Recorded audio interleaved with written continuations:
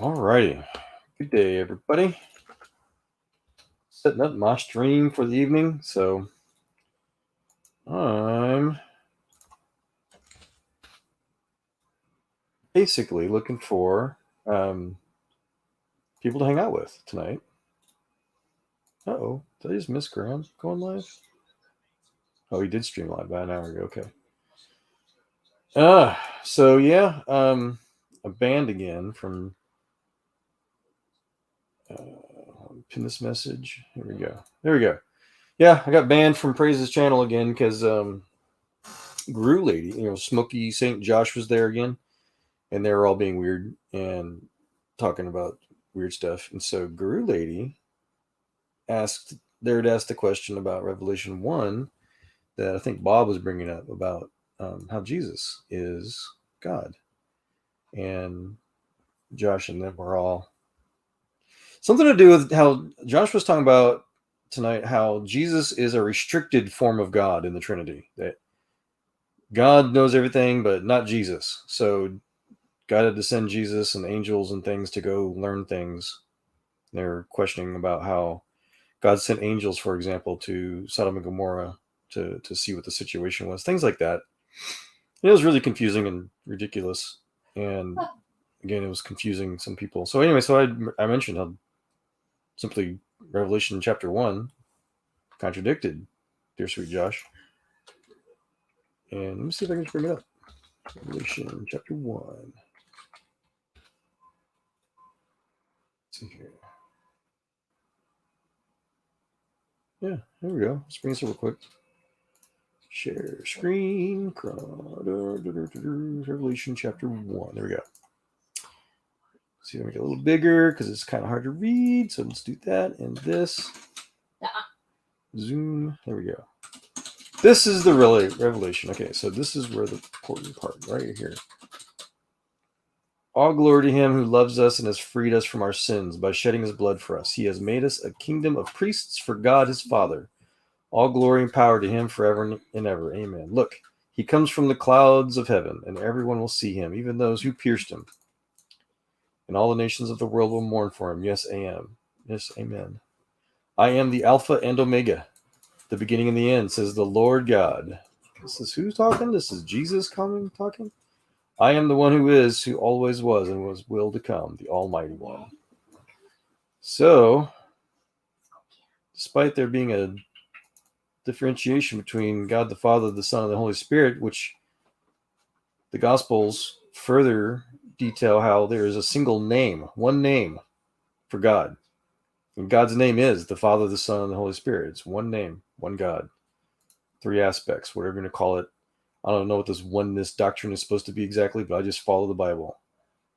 So Revelation says that Jesus is the Almighty. Jesus, who was pierced, is coming back from the clouds of heaven, is the Almighty One.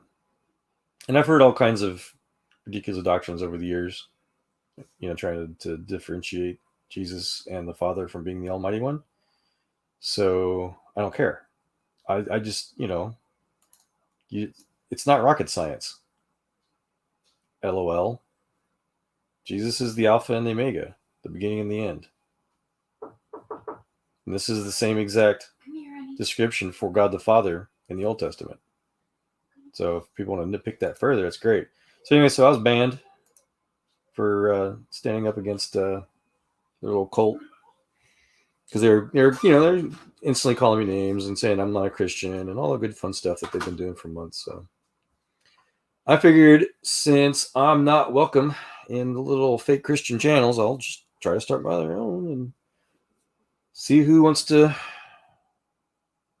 have a genuinely, Christ-like. You don't have to be a Christian, as I always say in my channels, but you do have to be civilized. You have to be kind. You have to be a good, decent human being. So I don't have a whole lot on my mind to talk about. I just wanted to hang out with cool people. So hopefully, Lord, I'm praying that you bring some good people together to chat with tonight. Surprise us, as you always do, Lord. tired of all the toxicity. They're calling me toxic for standing up against the toxic fakes out there, which is fine. That's what happens. Mrs. Joel and I were talking about how bullies almost always win. They're very good tacticians. Bullies will worm their way into community. So Josh and them, they're the ones that have called Praise and Gavin, that they've called them anti-Christians and all kind of good stuff. And Smokey St. Josh was banned from Praise's channel for a little while, and so it was peaceful. It was a decent little channel for a little bit. And so now Josh has lied his way back into the good graces and has manipulated. He's doing their tactic, their classic tactic, bullies of mobbing and stuff, where they're going to weasel their enemies out of their little fake community again. So I'm one of many. Cheryl's another one. And it's just, they just feed on each other. You're going to eventually go at each other's throats again. So it's no fun. I want the opposite. I want everybody to feel welcomed, and for all thoughts and ideas to be welcomed. We need our biases challenged. So all thoughts, like Richard and I were talking about, all crazy thoughts are welcome, as long as we can share them in civility without the stupid toxicity that mentally ill people are forced to have to use. So no mental illness on this channel. Hello. Examining evolution. Remind me your name again, sir. I forget. And I linked the StreamYard, so you're welcome to join if you'd like. I am groggy. So my memory is not working perfectly well tonight. I apologize. I don't remember talking with you often enough, examining. So I would love to talk with you more tonight if you're up for it. If you want to talk about evolution, I'm I think just as well versed about it as anybody. I'm more on the information science side. I like to, in fact, that's what I enjoy most about. Sure, great. About John LPP, his channel. I enjoy his so much because he goes into the genomics and the information side of God's code, the language of God. I like to often summarize it simply: the evolutionists just can't code. Once you understand code, then you can't agree that random evolution happens. So, that's the summary of that. But yeah, I'm up for anything.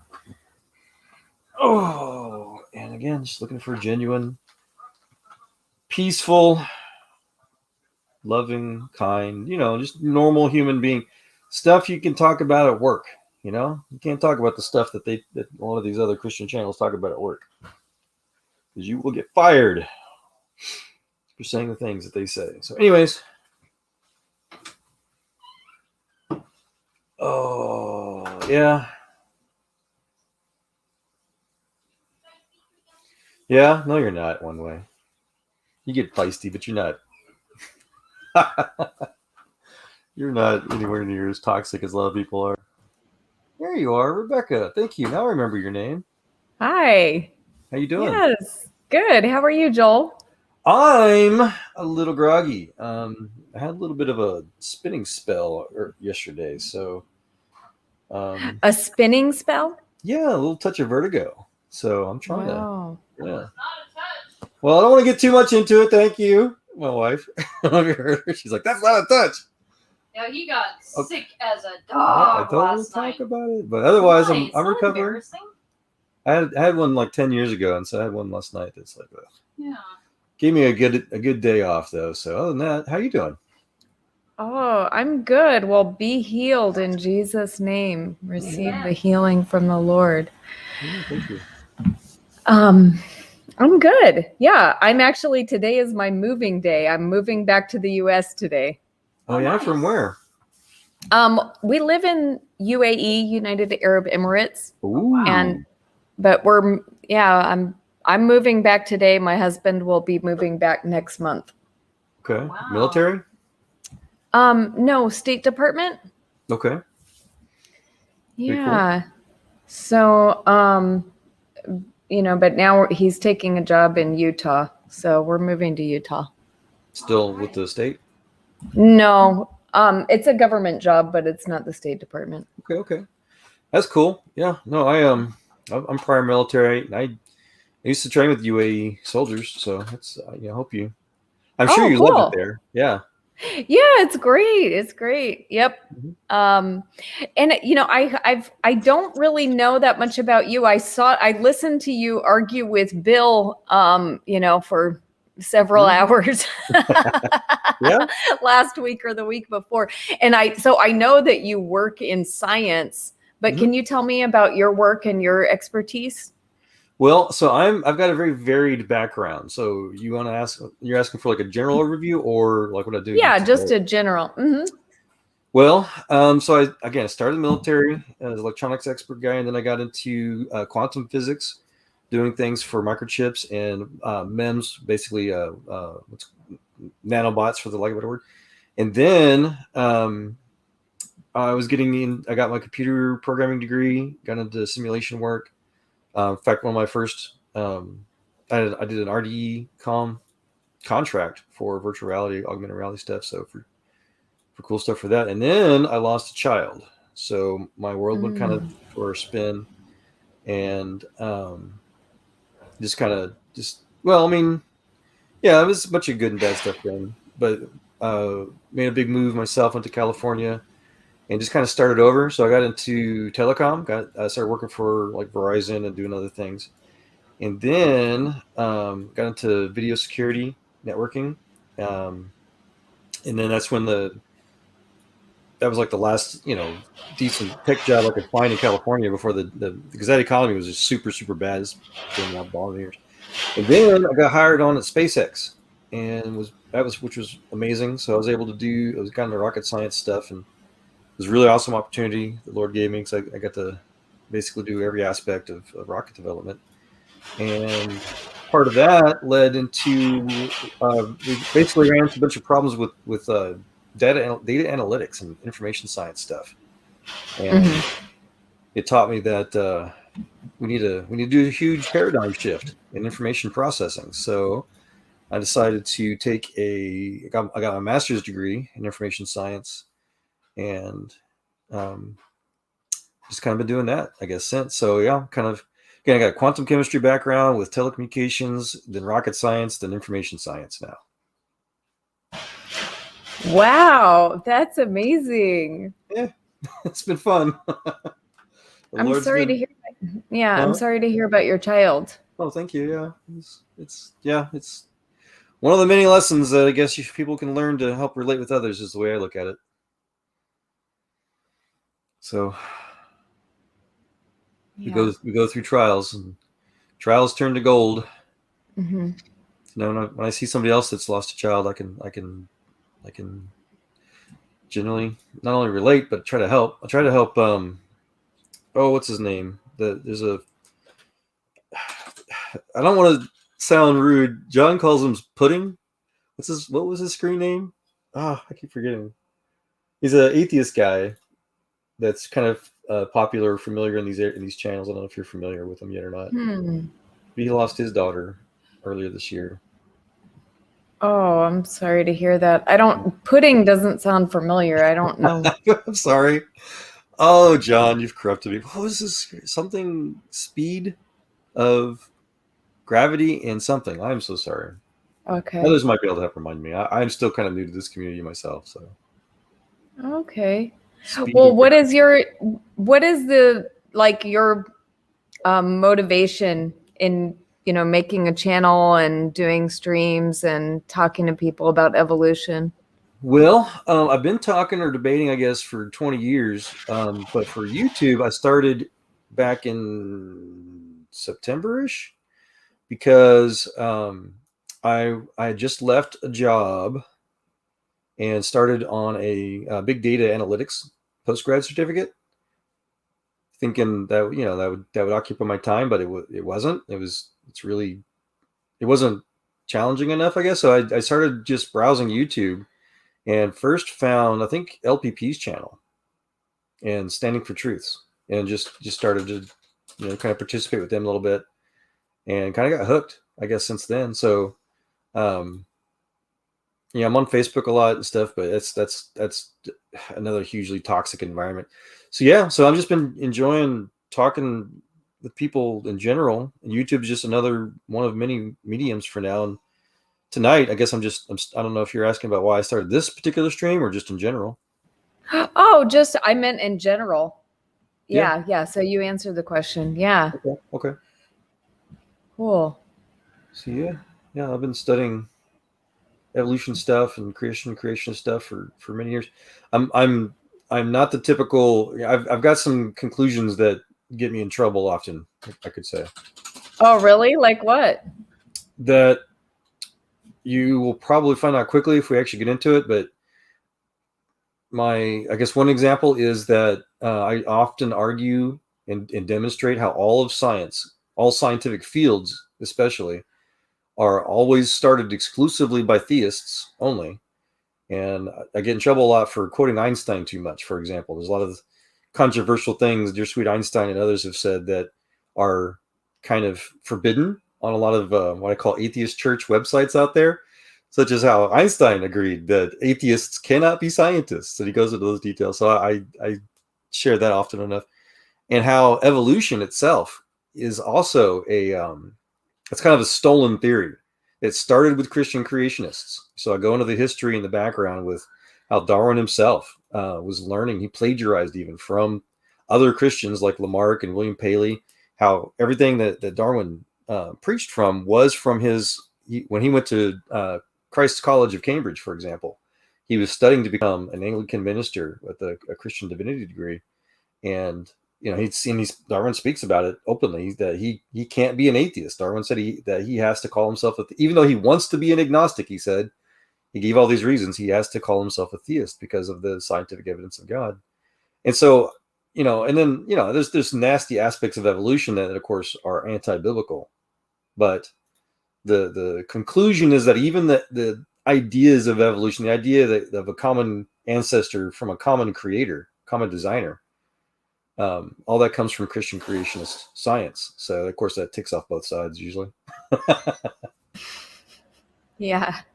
Well, cool. That's. Yeah. I mean, I guess I haven't really heard that perspective much. I did know that Darwin started out as a Christian. I didn't know if he finished that way.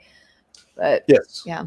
And there is some good debate for that. He did say he fell away from Christ after his daughter Annie died, which, again, I've lost a child. I don't blame the man. I wanted to commit suicide after my child was lost, and God saved me from that. So I totally understand.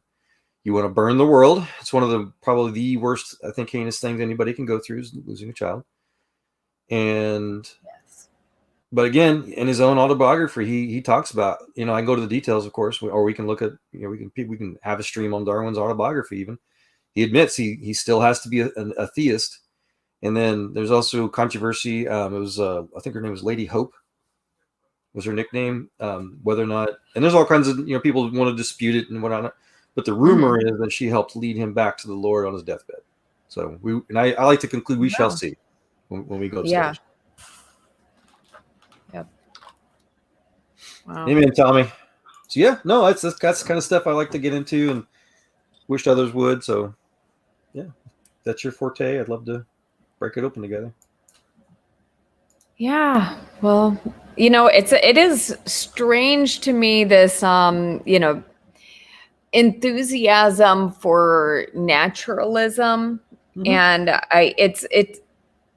it's really hard to understand. I think naturalism is probably, like, if we're talking about a spectrum of truth, like if you've got people who the different ideas around the world, and some of them have a little bit of truth, some have more truth, and like naturalism to me is on the it's on the lowest end of the truth spectrum. It's it's essentially saying there is no spirit realm, there's nothing but material causes, and you can't really get much farther from truth than that. It discounts most of human experience. And, you know, it really, when you get down to that, it's love doesn't exist really. Goodness, there's no such thing as goodness. You know, you're and then of course the spiritual reality of God and even the human spirit. You know, you've taken away the most important things are stripped away with people who are committed to naturalism.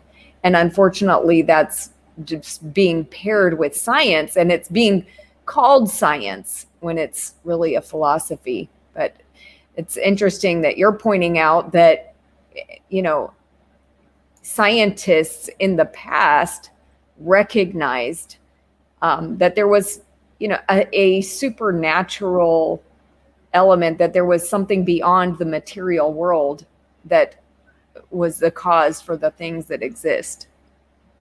Absolutely. Yes, ma'am. As a matter of fact, materialism actually denies science, because science itself is immaterial. Science is the pursuit of truth, as I fully agree with what you're talking about. And as far as the spectrums, or, you know, so truth is supposed to be truth. And the pursuit of science is supposed to be the pursuit of truth. And that's part of where Einstein would talk about how atheists can't be scientists, because atheism denies the idea that there is a truth. You know, they talk about the subjective truth, subjective morality, subjective everything.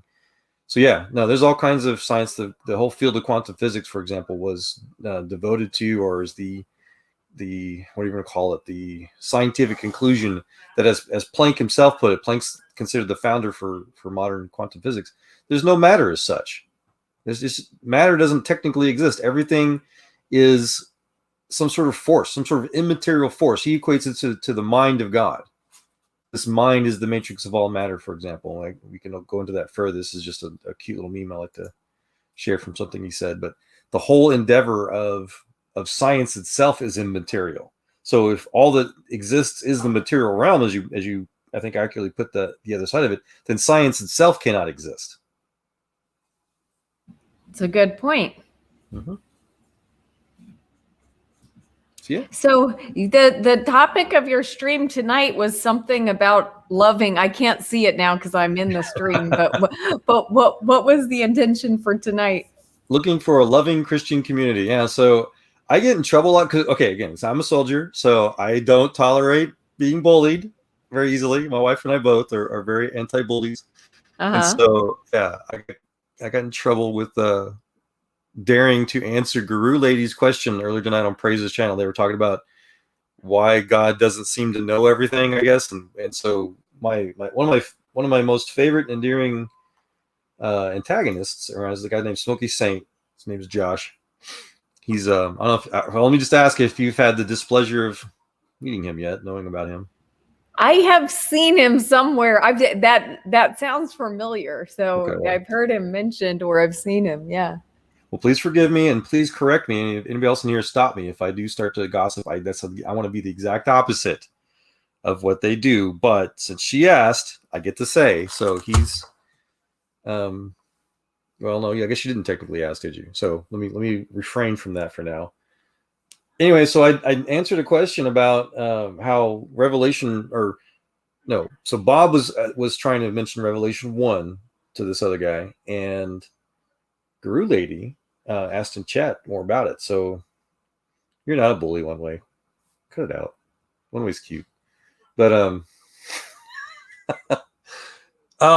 so I mentioned how Revelation 1 seemed to contradict what Smoky Saint Josh was saying, that Jesus is restricted, I think is the word they were using. That's why Jesus didn't seem to know everything that the Father knew.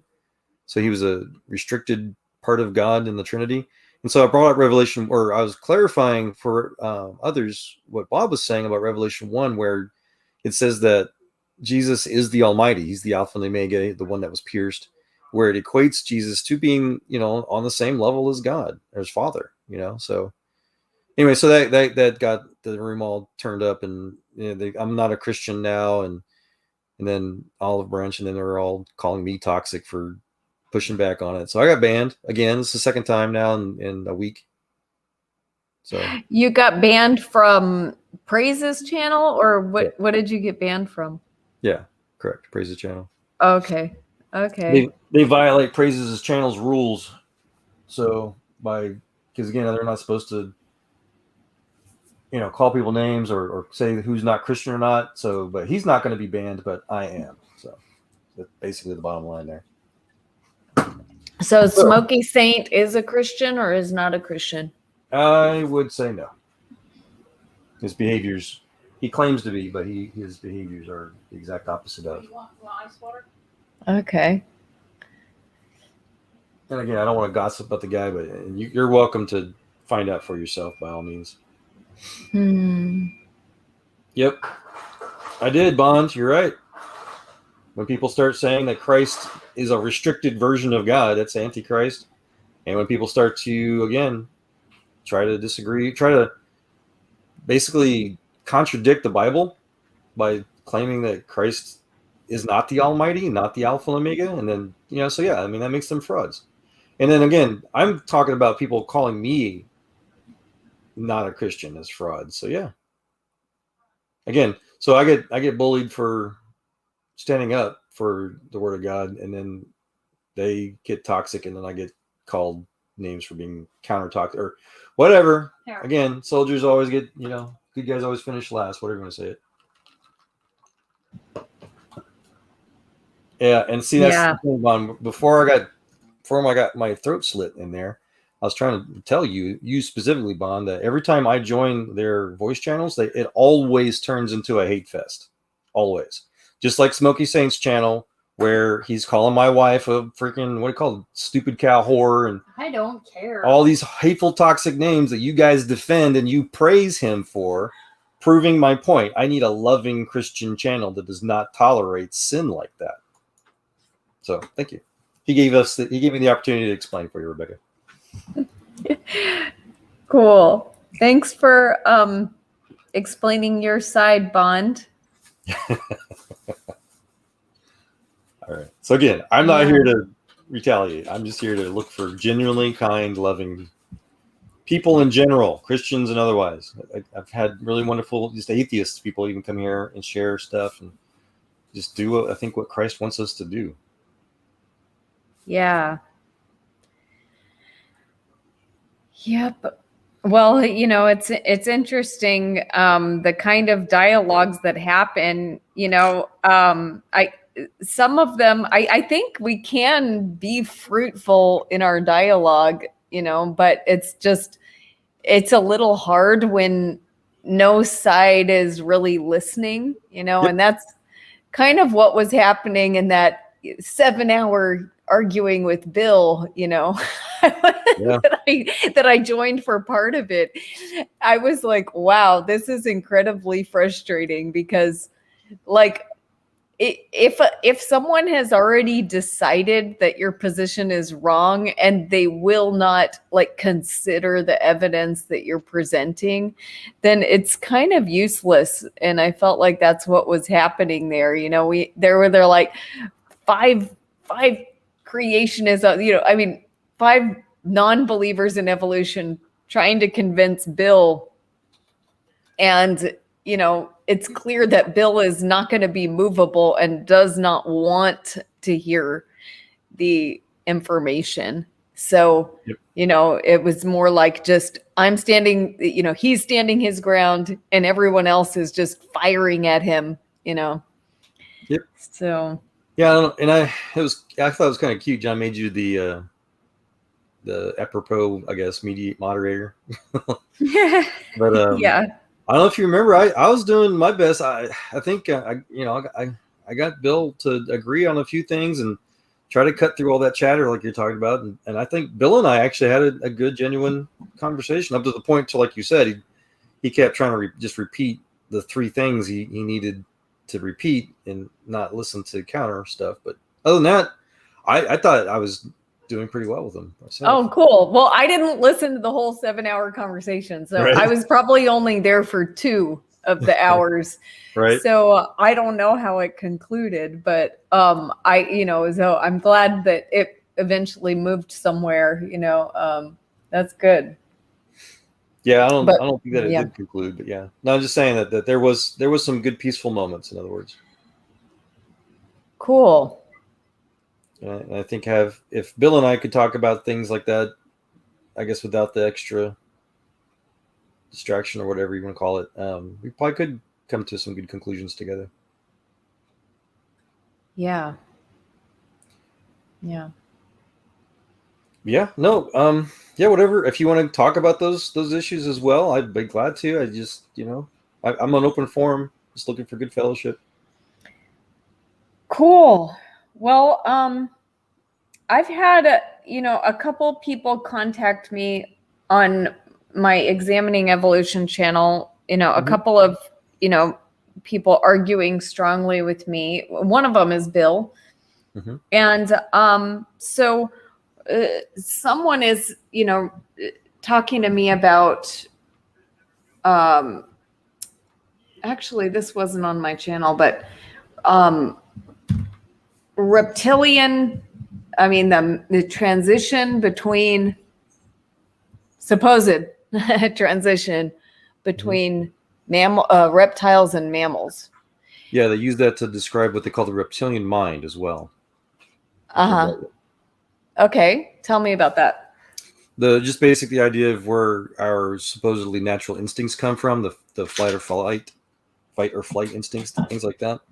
The idea of where we're pre-programmed with certain natural evolutionistic, whatever you call it, motives, and then the rest of our mind, so to say, our creativity has emerged, quote unquote, from that. Is the basic summary I can think of. Total nonsense. Okay. Science says otherwise. Yeah. So have you done any looking into that? I'm trying to look and see. I want to see what this guy. This is actually via email because I somehow got added to an email list with some people on it. This is from Roland Downard, RJ. Do you know who that is? Not familiar right now. Again, my brain is not 100%. So. Okay. Well, he says he has a book called. I guess I'm gonna need to read this book. Uh-oh. What's his name again? Hold on. I'm at RJ Downard. Nerd. And he has a book called Evolution Slam Dunk. Okay. As in being positive for evolution? Oh, yes. Yeah. Well, someone needs to ask him to read Darwin's book where Darwin himself doubted evolution, but I don't know. Yeah. Okay.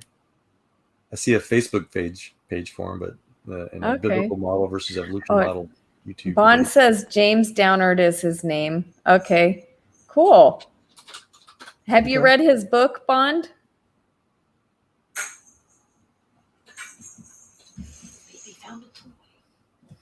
Anyway, I was just wondering if you had done any study in that area. Myself? Yeah. Again, I'm more of a hard science guy, so I will defer more to things like Elon Musk's Neuralink project that's trying to literally connect our brains to our computers. My wife is, however, she claims she's not an expert. I'm not.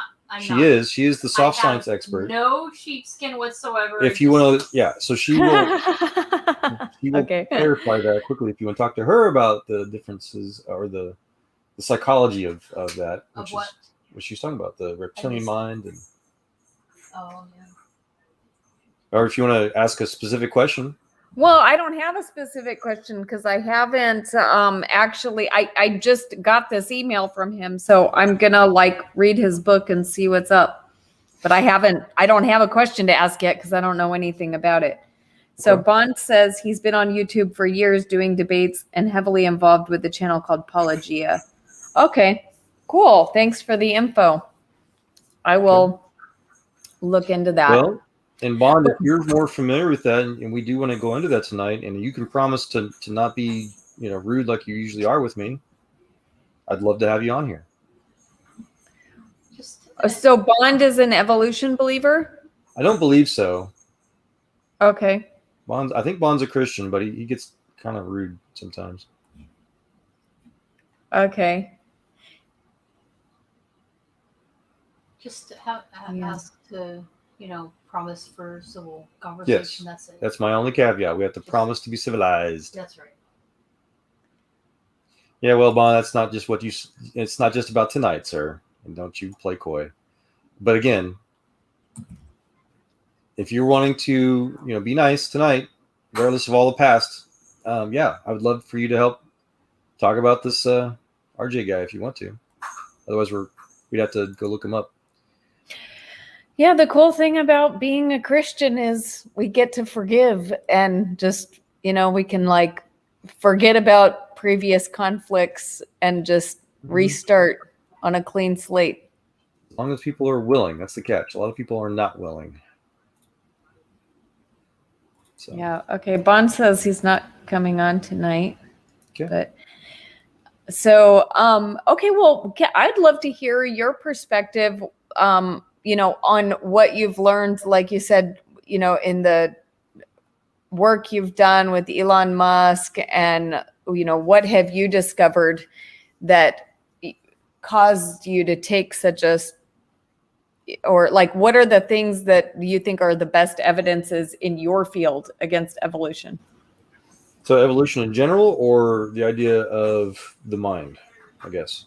No, it doesn't have, just in general, as related to what, your expertise is in.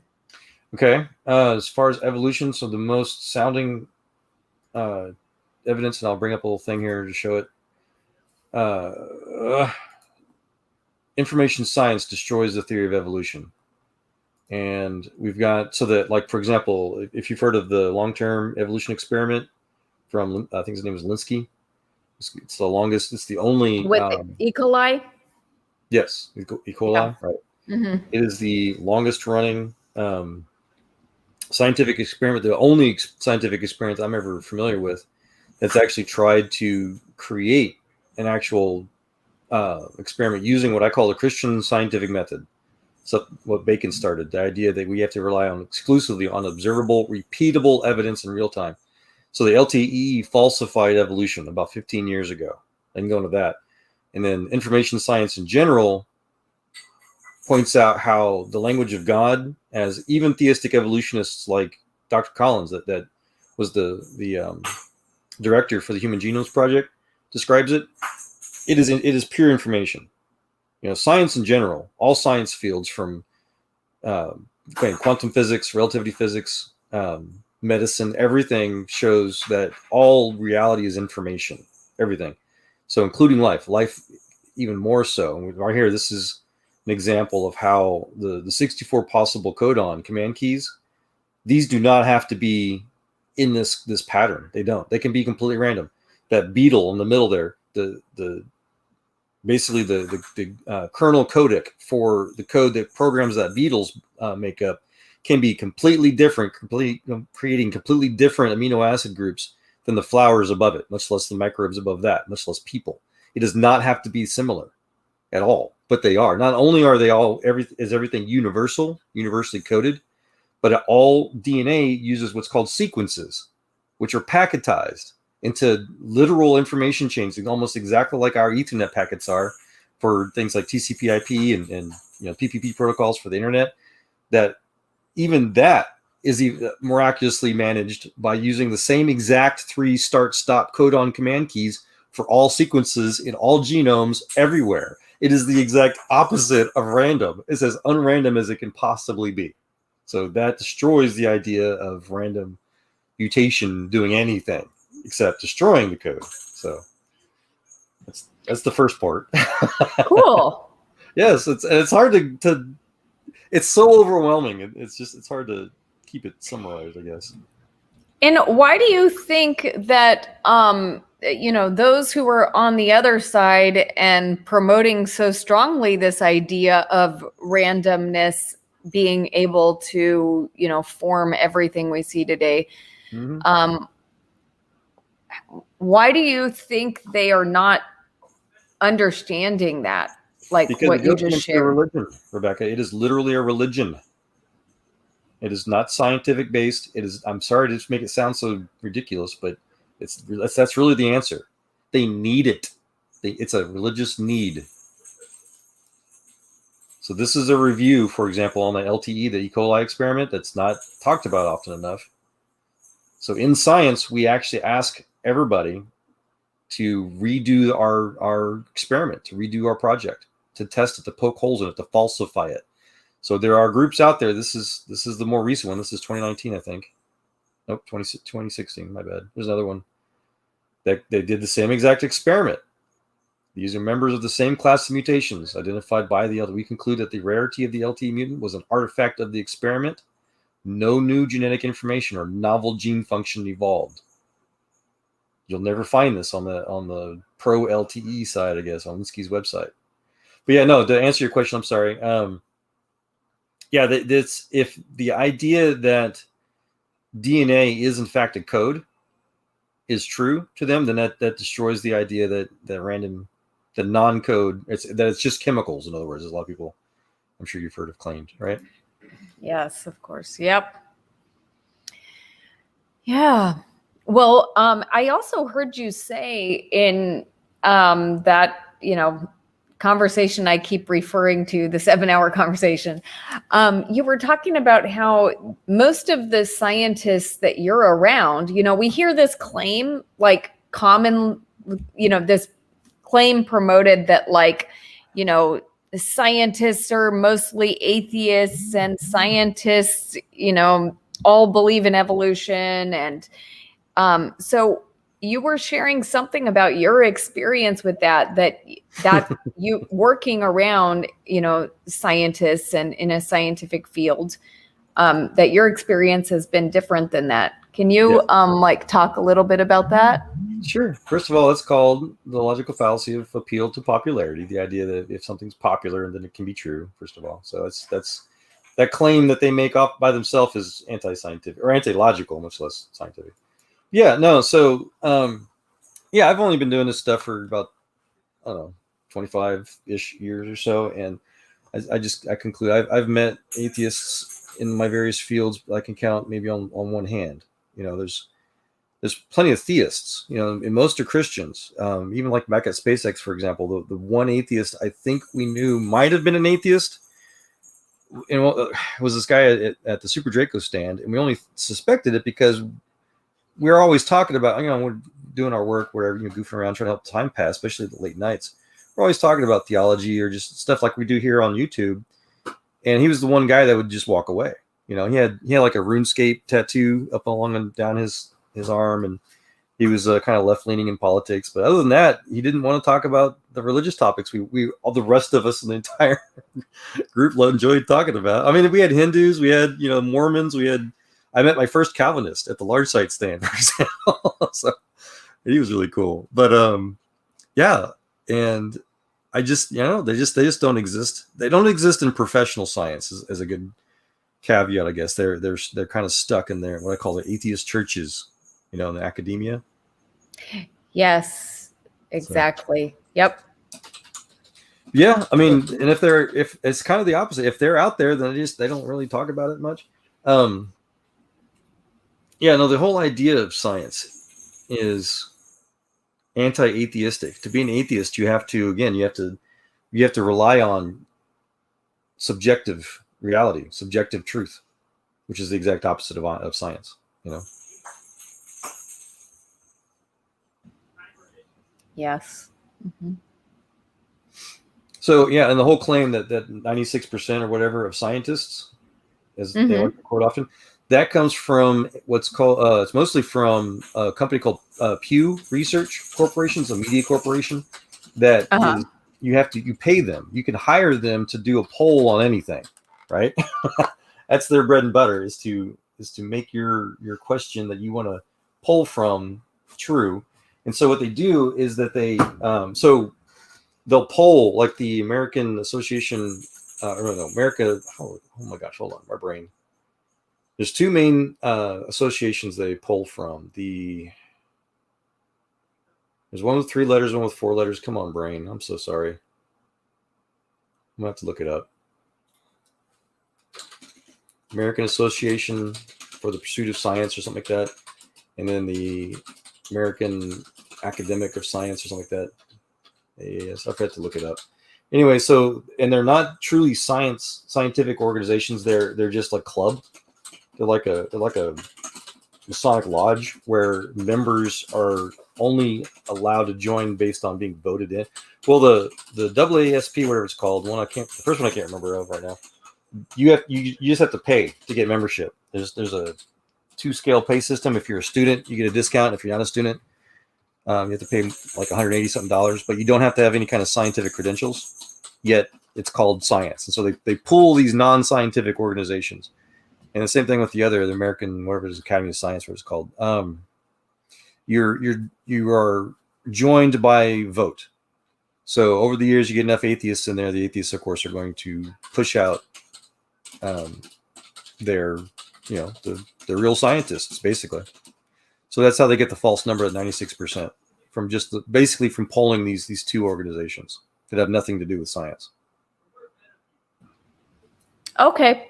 So you don't think it's true that the majority of scientists believe in evolution? I'm not talking about now. Not whether or not they're atheists or theists, but what do you think the percentage is of scientists that believe in evolution? That's a more difficult question to answer, because not only do I not know, but I think a lot of people, not just scientists, but people in general, are very confused on the details, much less the origins of evolution theory. So, because again, like I tried to kind of touch on earlier, evolution, quote unquote, itself started as a Christian creationist theory. Again, that Darwin plagiarized from. Darwin later added Huxley's atheist white supremacy dogma to it later, but it's able to fit either bias, theist or atheist. That's the best answer I think I can think of. Yeah, I think you're right that a lot of people are confused about it. And, something that I talked about in a recent video I put out, is that, I think the reason that even many scientists believe in evolution is simply because it's what they've been taught from a very young age. This is what is taught in, modern education, and we're taught it from a very young age. And once you get those ideas in your head, and there's nothing really around challenging that idea, most people aren't listening to the, other viewpoints because they're just getting fed all this information in school. And so, by the time they even start work, doing research in university and, pursuing their scientific degree, well, they've already embraced evolution. By that point, it's just kind of something they've accepted. So it's not really like, it's not really like something that they, rigorously endeavored to discover the truth about. They just, kind of happened upon these conclusions. They take it by faith, you're saying? Well, yeah, I'm saying, but they don't think it's faith because they've been taught it as fact. They've been indoctrinated, you're saying?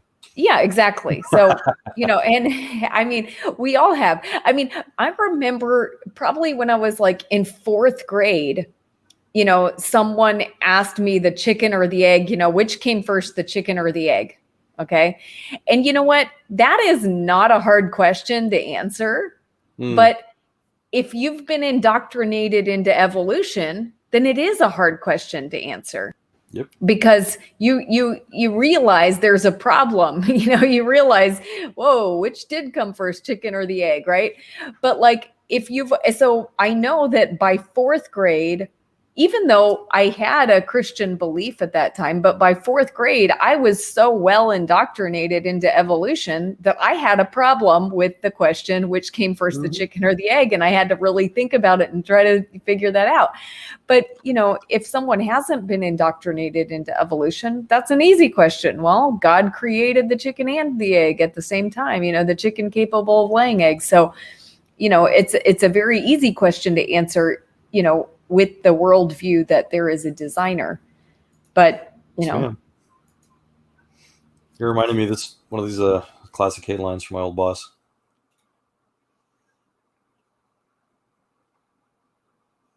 You able to see the screen? Yes. Yep. Interesting.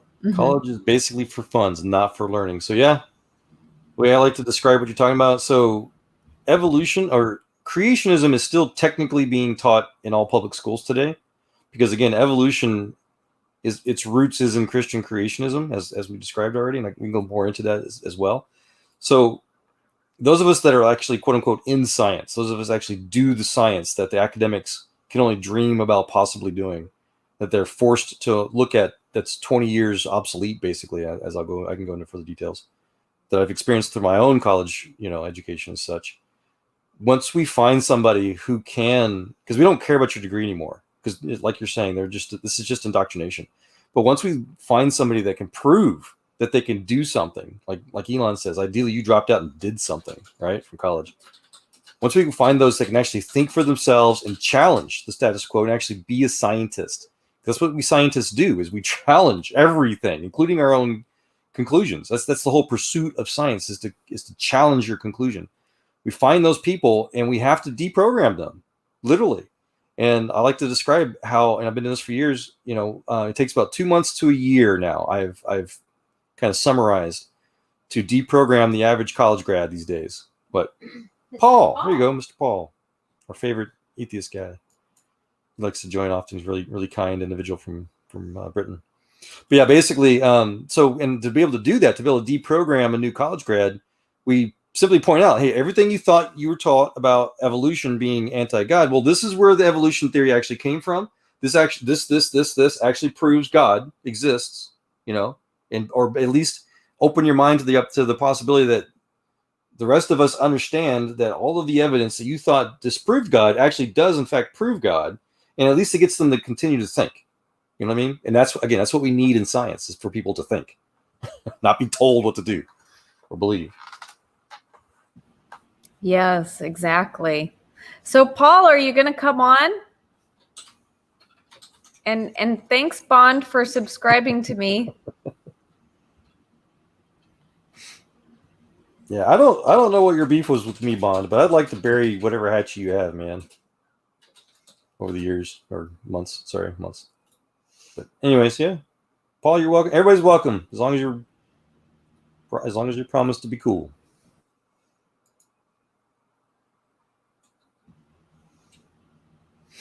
But I hope that helped answer your question, Rebecca. Yeah, it's great. And yeah, we'd love to have somebody on here with a different perspective. So and there he is. Cool. Oh, sir. The bloody atheist. Oh, wow. Okay. I'm just doing my tea. Yes. Which tea this time, Paul? Good tea or the other tea? No, still my ringtones. Very nice. Nice. My Yorkshire tea is my backup. Yep. I love how Paul joins, and it's like we're all having tea with him. Yeah. If we ever go meet him in person someday, that's the first thing we're gonna do is have a cup of tea. Yeah. Paul's you can't tea. start the day off without a cup of tea. Sir, how you doing, man? Yeah, I'm good. The better one Friday's here, and I'm off for the weekend. Nice. Lovely. Did you get your union paperwork stuff figured out? I hope. Yeah, that's at 1:30 this afternoon. So yeah, I've got everything sorted that I need to do. I think, unless I get any more phone calls that I need to add some more stuff to it. But all right. Yeah, have you met Rebecca yet? No, I don't believe I have. Hi, nice to meet you. Everybody usually has their cameras off, so I turned my camera off, and I this is morning for me, so I just woke up. My hair's like All right. crazy. What time is it where you are?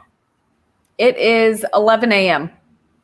All right. It's 8 a.m. here. Oh yeah. Okay. So yeah, you're British Standard Time, I guess. I mean, summertime, British summertime. Summertime now. Yeah. Love it. Yeah. I'm over here in Texas. It's 2 a.m. for me. That's right.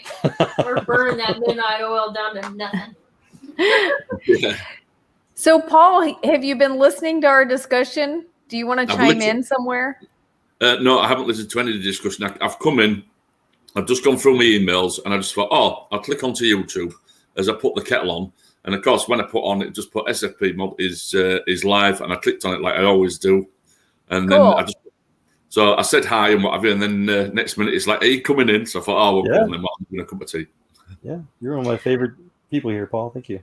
Oh, really? Cool. What do you love about Paul? That he can I'm be his favorite atheist. Yes, there we go. He's one of the. Paul, he's one of the. I don't want to be too rude. He's one of the. He's one of the atheists that can civilly disagree. There we go. Well, I think. Okay, I'm sorry to put you on the spot here, Mr. Paul, but I think God's working on him, and I don't think he's going to be an atheist too long. That was cute. Paul, what do you say to that? What, Paul? What's your reason for being an atheist? Well, I don't have a reason for being an atheist. I've just never had a reason to be a theist. I've never believed. So it's not like I used to believe and then I became an atheist. I've never held a God belief ever. Okay. Mm-hmm. And what's your? Do you like get interested in these discussions about evolution, or like what draws you to come to this channel? Well, I like going to all different channels, to be honest. I like listening to debates. I like listening to people having conversations when they disagree. I think it's a good way of learning how other people think and how they come to their conclusions. So whether it's to do with religion or whether it's to do with any disagreement, I like listening to debates, even if it's not a subject that I'm particularly interested in. Just how the way people construct their arguments and how they put their opinions across. I just find all that sort of stuff interesting, to be fair. And to me, it's not really that much of a big part in my life, which is, I suppose, is why I get on with quite a few of the Christians, because I'm not really that interested in trying to, well, I suppose convert people is for want of a better word. I'm not interested in changing people's minds. To me, it's not a battle. Whereas a lot of atheists and a lot of Christians, it ends up being a battle, and I'm really not that interested. I like to have my conversations on it, but I'm not really that interested in getting into battles as such. So okay, I got it. Yeah, so you're just enjoying the conversation and hearing the different ideas, and you don't have like skin in the game. You don't care that much if people believe what you believe. No, not really, because I mean, probably I would if I lived in the US or in other countries where religion seems to be quite a big part of people's lives. Where in the UK, the majority of people don't believe anyway. Even when they get the statistics of how many people are actually religious, then they're actually not. When it comes to filling out forms and a census or anything like that, when it comes to the religious bit, they automatically tick the Christian bit, because I think it's more like what they feel they should do, which is what I was like. I've had this conversation before. When I joined the army, I had to ask my dad what religion we were. I didn't even think there wasn't a religion. I went, "Oh, what religion are we?" So he says, "Oh, you're Church of England." So I just automatically put it down. It wasn't like I really thought of an option of not to. And I always classed myself back then as probably a conformist. I was just conforming to what I thought people wanted me to do. So I just did it. I was joining the army. I didn't really want to get into an argument with anybody about religion anyway. It was a job I wanted to do. And if it just meant that I ticked Church of England, then I ticked Church of England. And I didn't really care one way or the other at the time. I mean, on my dog tags and on my army ID card, it had me down as Church of England. The same as most people were down as Church of England, or if they actually held a religion. But it just wasn't important at all. That was about as far as the subject went. I mean, now, yeah, I would put down none, and I'd be insistent that if somebody was asking me what religion was, I would insist that it was no religion. But back then, I didn't care. You could meet people and know people for 20, 30 years and never have a discussion on religion with them and not even really know if they were religious. I didn't even know whether my wife was religious when I married her. And we got married in a church. But I didn't get married in a church because of any religious beliefs. It's just, when was it? It was 1989 I got married. So really, I think more in them days, getting married in a registry office, which is basically just a government building. And, you know, the scenery of it was a bit bland because it's just a government building. There's nothing particularly special about it. Or I could get married in a church. And the church I got married in was 900 years old. And it was a little village church. So it sort of like made the day to get married in the church, ignoring the religious aspect of it. That didn't really matter. It was about making the day, I suppose, as special as we could for each other. So we chose to get married in a church. But it had no bearing on our actual beliefs. And like I say, it wasn't until a few years actually being married and having conversations, and for some reason the conversation of religion may have come up. I can't remember the actual time that it happened, but talking to the wife at the time mentioned about religion, something might have been on TV, and something triggered the conversation, and that's when she went, well, I don't really know. I don't, you know, she wasn't sort of like saying she didn't believe. She said, oh, I don't know. I'm just not interested in the subject. So basically, she was probably about the same as what I was. Didn't care about the subject one way or the other. And then as I've got older and having conversations with people, you know, yes, I'm an atheist, but I'm not bothered about the name atheist. You can call me an atheist, an agnostic, a non-believer. As long as people understand that my position is I don't hold a God belief, I'm not really bothered about what label is given to me either. Because you get a lot of non-believers, atheists, whatever you want to call them, on YouTube that will be absolutely fixated about actually branding themselves an atheist. Now, if I'm talking to somebody and they'll say, are you an atheist? So I'll say yes. And then they'll try and dig into what I actually believe. They'll say, well, you're not actually an atheist, you're an agnostic. And I'll be like, well, fine, call me an agnostic then. As long as you understand I don't hold a God belief. I don't care about the label to it either. So I hope I haven't waffled on too much, and I've tried to explain myself as best as I can. Yeah, thanks for sharing. Yeah. Well, I find it interesting that you said, oh, people can go 20 years and never talk about religion, and you didn't even know what your wife believed. And, you know, that might be the perspective of somebody, you know, that doesn't have religion or God as a big part of their life. But, you know, for me, there's no way that I would even go out with someone that didn't believe in God. In fact, I remember probably the best looking guy that I ever went out with. I went out with him. I was very excited to get to know him. But you know what? As the first time we went out, I found out he was an atheist, and that was it. I was done. And he could not believe, he just could not believe that I cared about that, even though I wasn't even really a practicing Christian at that time. You know, for me, at that time in my life, I wasn't even paying attention to God, but I knew God was there.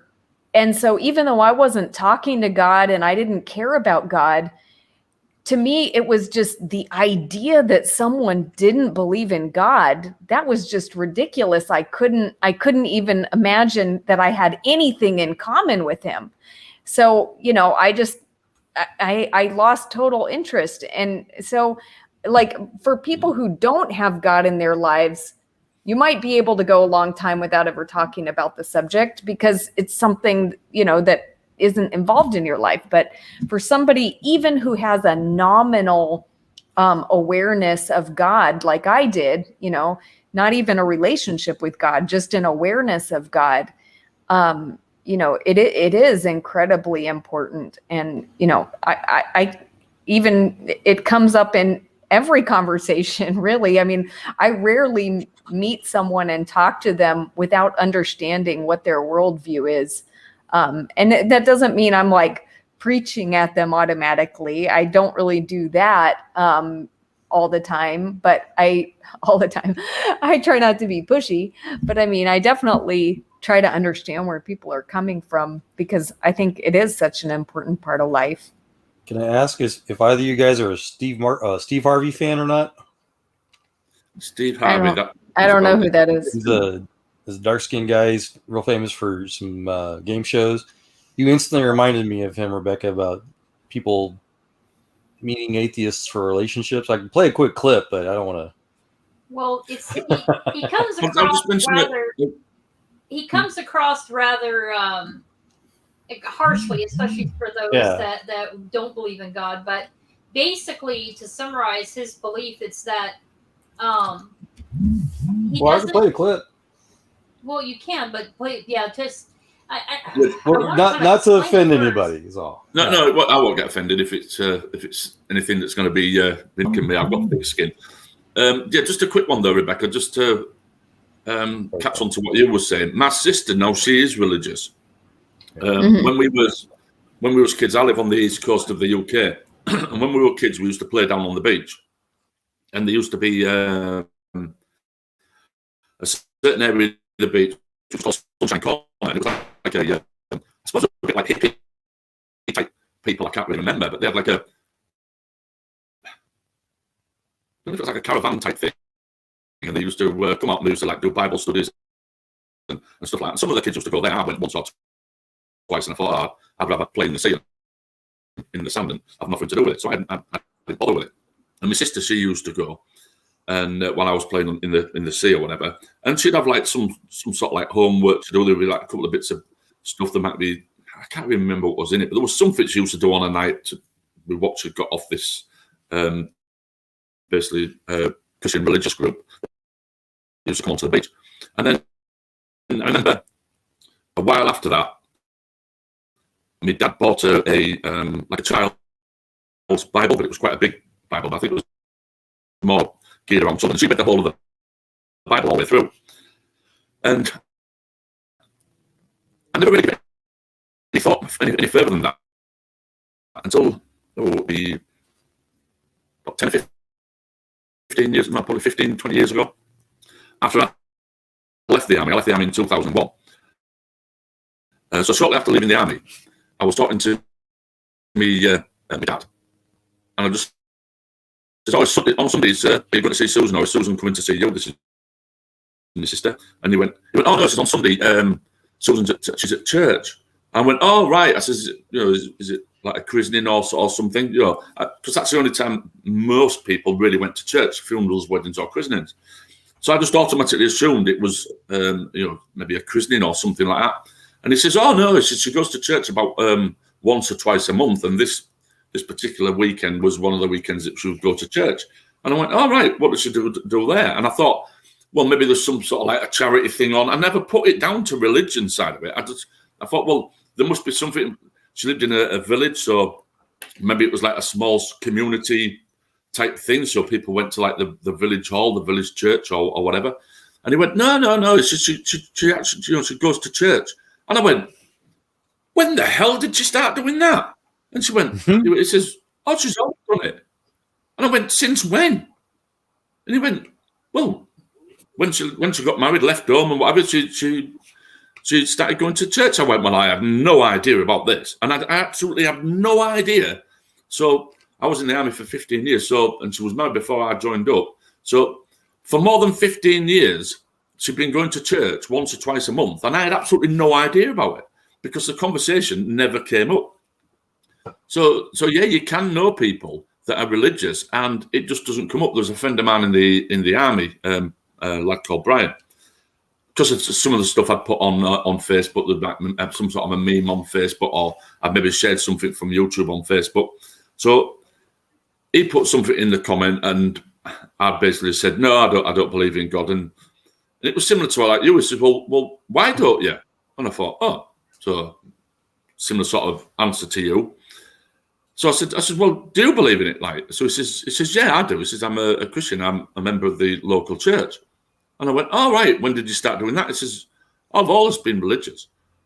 And I'd served 15 years in the army and I had absolutely no idea that he was religious in any way, shape or form. Absolutely no idea that he was. So, yeah, you can go through life and know people for years and not know that they're religious in the UK. It's just the way it is. Well, I mean, there will be the exceptions, and there will be some people that do talk about religion all the time. But the majority of people that you meet, it's a very small part, or it seems to be a very small part of their life. Is it like even for religious people there, is it like a little bit more of a taboo subject in the UK? Like, are people just more private in general, and are they more private about that area of their life? No, well, there could be something in what you're saying, but if you're talking to people, friends down at the pub and stuff like that, it occasionally comes out, well, somebody, talking about immigration or whatever, political type stuff. Somebody will turn up and just say, oh, well, this is a Christian country. And I'll say, I always sort of like put my foot in it. I think, Paul, don't say anything. Anyway, I do. And I go, why do you think it's a Christian country? And they'll go, well, it is a Christian country. And I'll go, but in 2015, when they did the census thing, there was actually more non-believers than there are believers. And then when you look at the actual percentage that are Christian, and then obviously you've got the Muslim, the Jewish, and all the other ones, I says, when it comes up to the actual Christian bit, it's actually less than 50%. I said, so if you look at it that way, I says, we're more of a secular country than we are a Christian country. And they'll go, oh, no, we're definitely a Christian country. And then I'll say, well, do you believe in a God? No, I don't believe that bloody rubbish. Well, you've just said that we're a Christian country. And it's like they don't connect the two together. It's like we've got to be, there's no option. It's a Christian country, and that's it. It's not a Muslim country. It's not a Jewish country. Well, it's a Christian country. But then when you dig into what they mean by calling it a Christian country, and then you say, well, do you believe in that? And they go, no, that's just bloody stupid. I don't believe in that rubbish. And you say, well, why are you arguing that it's a Christian country then? Well, but it is though, isn't it? And that's the sort of reaction you get. So no, people will class themselves as Christian, class this as a Christian country, even though they actually don't believe in it, they'll still do it. I was taking part in a census, a government census, and the guy that turned up, it got to the bit where it got to the religious. He says, oh, what religion are you? I says, oh, I didn't say atheist or anything like that. I just says, oh, non-religious. And he sort of paused, which I don't think he should have done it really. And I think if I was that sort of person to report it, I think something would probably have been said to him, because he was asking the questions and putting the answers down. So he says, oh, what religious ethnicity are you? So I says, oh, I'm non-religious. And he went, well, if you had to choose which one would you class yourself more as being? And I was like, I says, I'm not. I says, I don't hold a religious belief. He goes, yeah, but you do know we live in a Christian country, don't you? I said, well, yeah. I says, it is classified as a Christian country. He said, well, don't you think you should put yourself down as Christian? And I went, no. I said, because I'm not. I said, I'm non-religious. And he went, yeah, but the thing is, and this was where the bit which would probably have got him into trouble if I'd have said anything, not that I would have done. He said, but we've got Muslim immigrants coming over here. He says, at some point, he says, the Muslims might outweigh the Christians. He says, and then it would be a Muslim country. He said, I'm sure you'd rather live in a Christian country than a Muslim country. And that's when I started getting annoyed with him. And I says, look, don't put me in any other pigeonhole. I says, apart from non-religious. I says, that's the end of the conversation. Because I thought I could really fall out with this guy. I suppose really I should have checked, because now thinking about it, I'm quite suspicious that he might have ticked the Christian box. I don't know whether he would have done or not, but he was definitely pressuring me into choosing a Christian religion to tick the box, just so that when it goes on to the statistics of how many people hold what religious belief, it was an extra one in the Christian box. Now, how many other people do that? And how many times has he managed to convince people to put it? My wife, because she actually doesn't care at all about religion, Whereas I will have a discussion with people, and I will sort of like I am doing now. I will discuss religion with people. My wife won't. So just for the sake of it, she'd just think, well, I don't care anyway. Yeah, put me down as Christian, then move on to the next one. So how many people do that are actually Christian, but actually tick it as they are? I mean, I think my wife probably still puts down.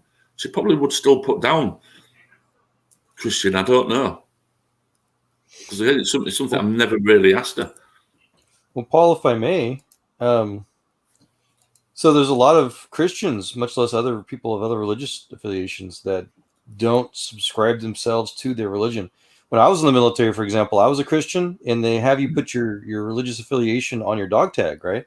Yeah, I put non-religious because I just, I agreed with my brother. My brother had a license plate cover that said, "I'm not religious. I just love the Lord."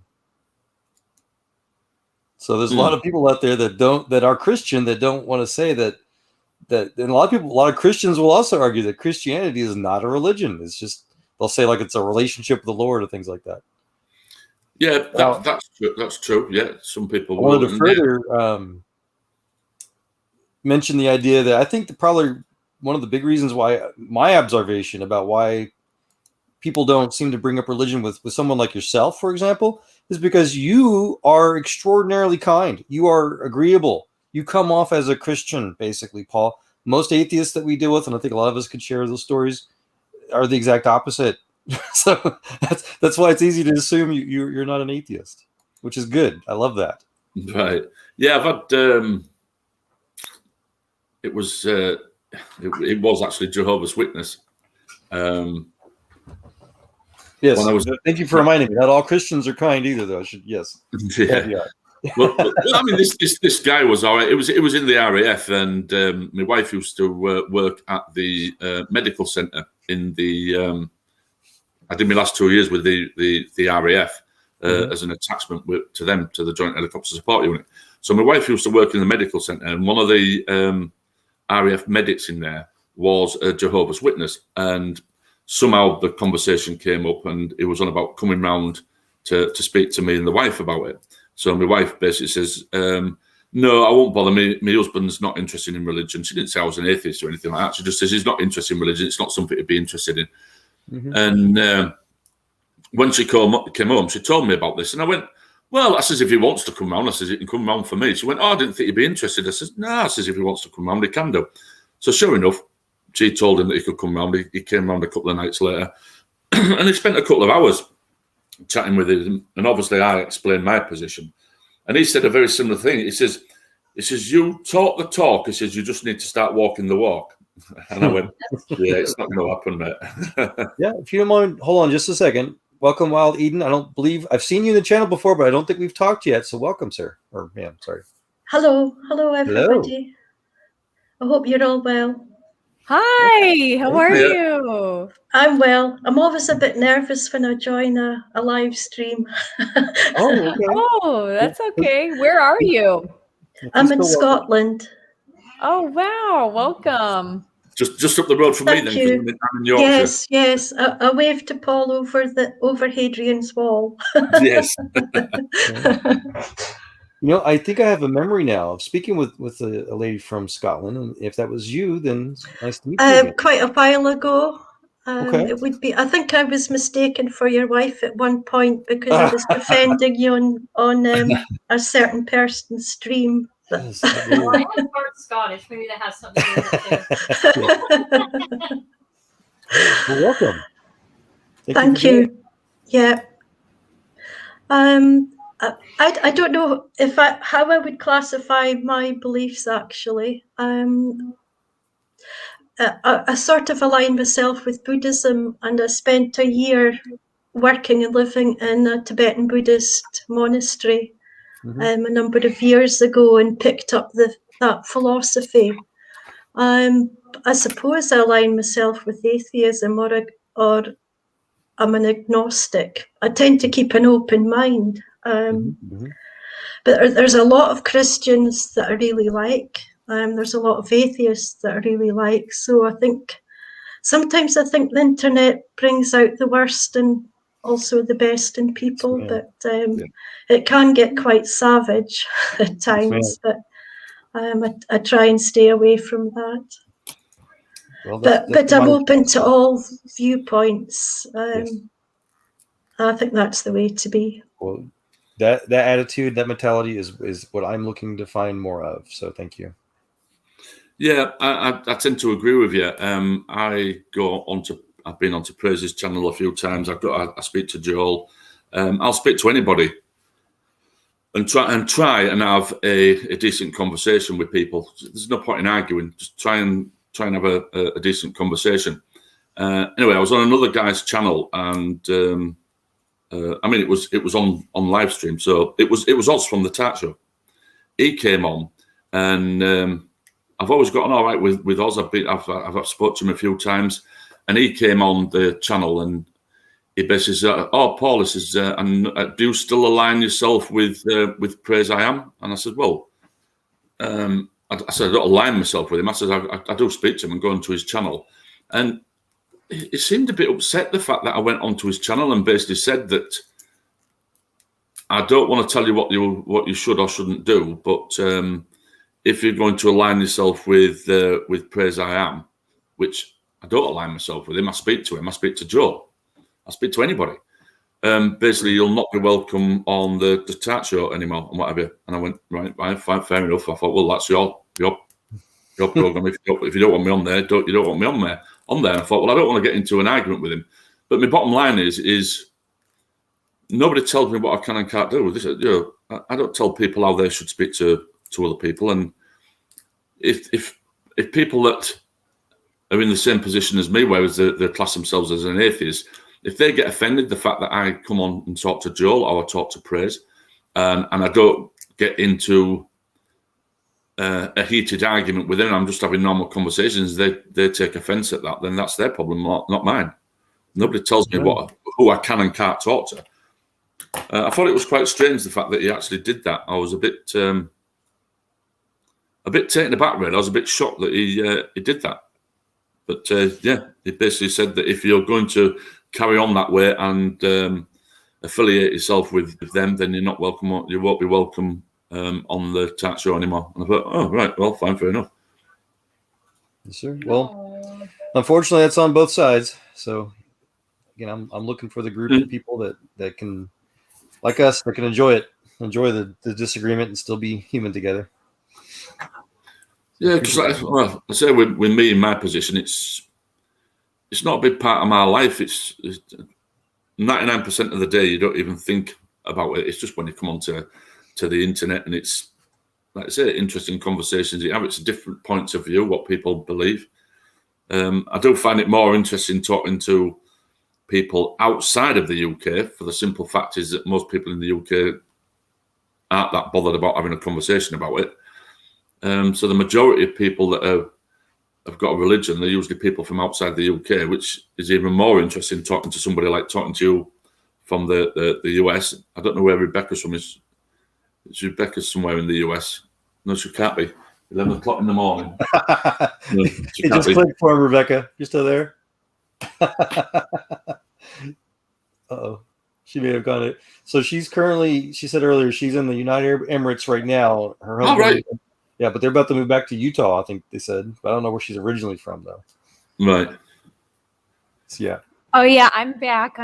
I was listening. I just had to run and check my laundry.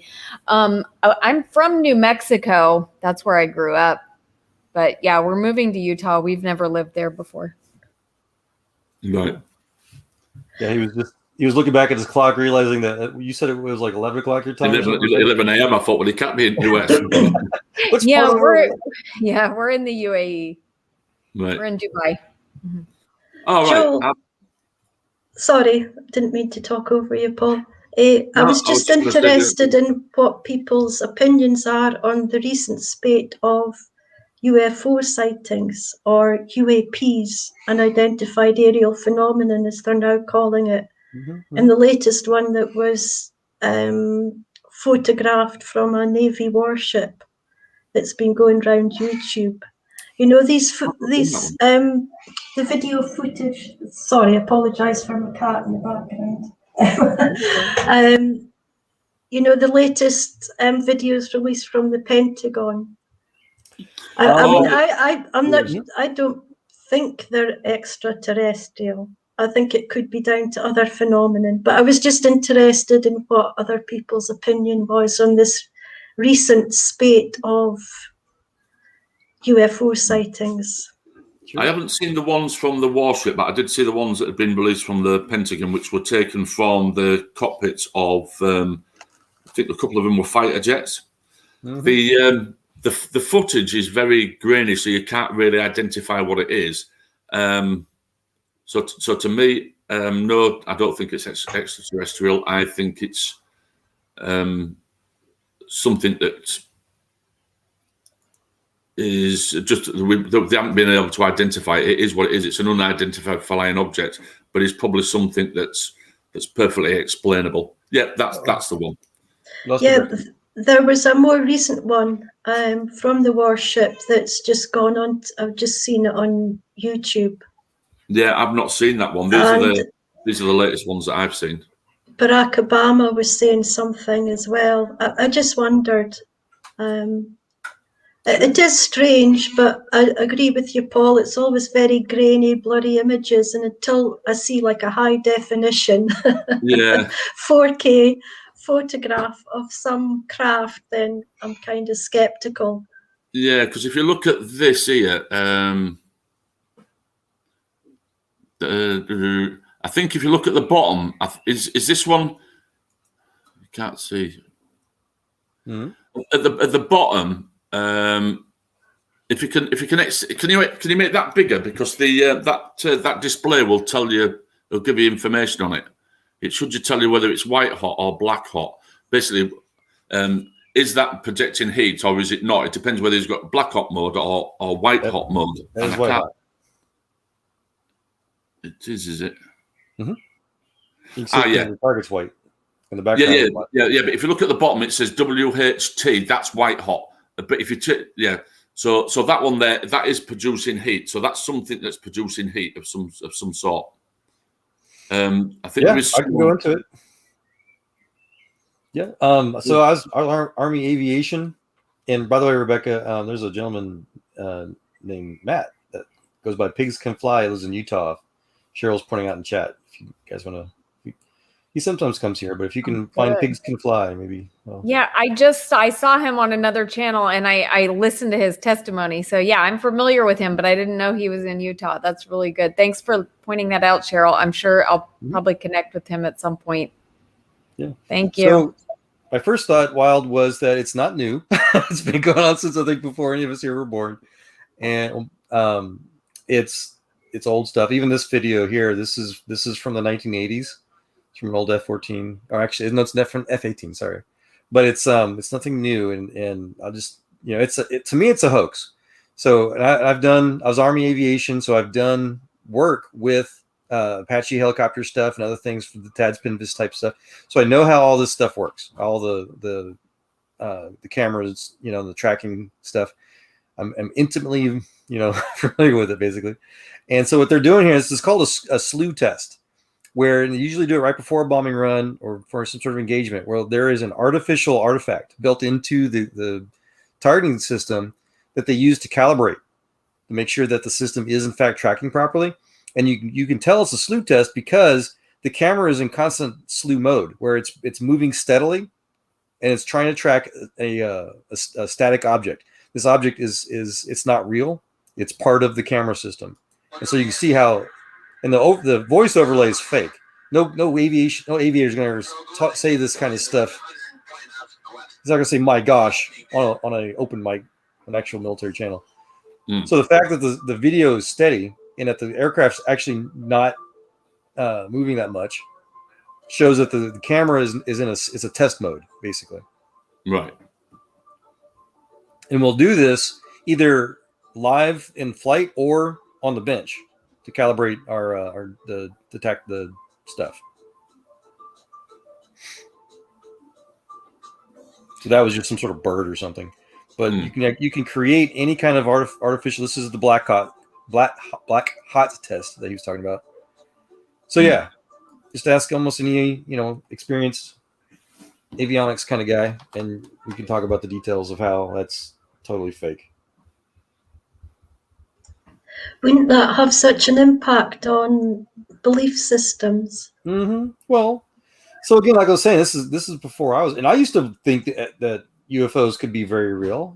Back in the 2000s and such, I was doing all kinds of research, thinking this is too convincing not to be real. But no, it's like phase I think people go through. I guess I don't know. I'm not trying, and I don't mean to be rude at all. I'm just. No, I tend to agree with you. Yeah, I just find I was just surprised at the number of these sightings that are suddenly being made public at this time. It's just odd. Sometimes I think the world's going crazy at the moment. I would subscribe the idea that technology is becoming extraordinarily advanced very quickly, and that for those of us in the Christian worldview, it's basically more of the sign of the times. The Bible talks about how in the last days, the devil's going to deceive many people, with signs and miracles. And I think technology, particular video technology, holographic technology, that kind of stuff, is going to be part of that. And I think this is just a taste of it. You can make almost anything look real. My good friend Iger, for example, is a flat earth. I'm chuckling to myself what Bond's put in the chat. I can't wait to put him in the face and say, "Welcome to Earth." Yeah, Bond's cute. He's a fellow Texan, so I get it. Right. But Iger, he's a flat Earth guy. He likes to point out a lot of the stuff that we do, like at NASA and SpaceX. Even it's all just CGI to him, computer graphic. So. You guys are really funny when you start. It's funny because Joel and Iger will begin to bicker sometimes, but it's always. It's not like straight out bickering. It's like bantering, like the little smart alecky jab here and a really mild, retort. It's really funny. Yeah, we get along.